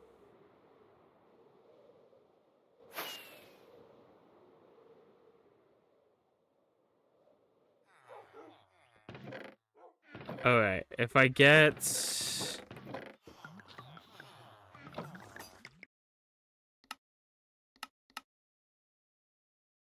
Oh yeah, that's still... Yeah, I think that's all set, right? Yeah, wow, it reset all of my advancements. That's not a big deal, and I'm gonna probably be able to fix it, but that's actually that's kind of scary. I gotta make sure I manage the space that I'm using when recording a little bit better. I might not record those as often then. I mean, we recorded 3 hours, so it's gonna be like 3 gigabytes roughly. Like I don't understand. Like I really do not. I gotta look through it again, but my main drive is constantly getting filled every 2 seconds. Like I have no idea why it's always so full. It's obviously because I'm like downloading stuff and I need to just delete them afterwards. Because I think it's my download file is the culprit because I constantly download things and then I keep it in the downloads folder and never delete it. So I basically just have everything on my external drive on this drive. But okay, guys, I'll see you guys next stream. I'm gonna go check and see if anybody's streaming that I can go raid, and then I'm gonna go try to fix this. I'll back it up.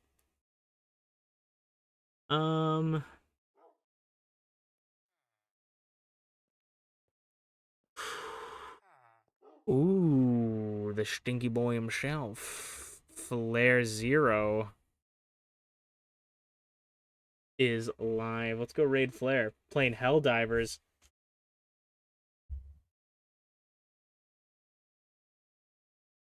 Thank you for hanging out with me. Go give Flair some love, and I'll see you guys. I'll see you guys next time. I'll see you guys not tomorrow, maybe Sunday, hopefully Monday. Oh, my weeks have been busy. But bye. Matane. I'll tell you guys if I fix this. Bye bye.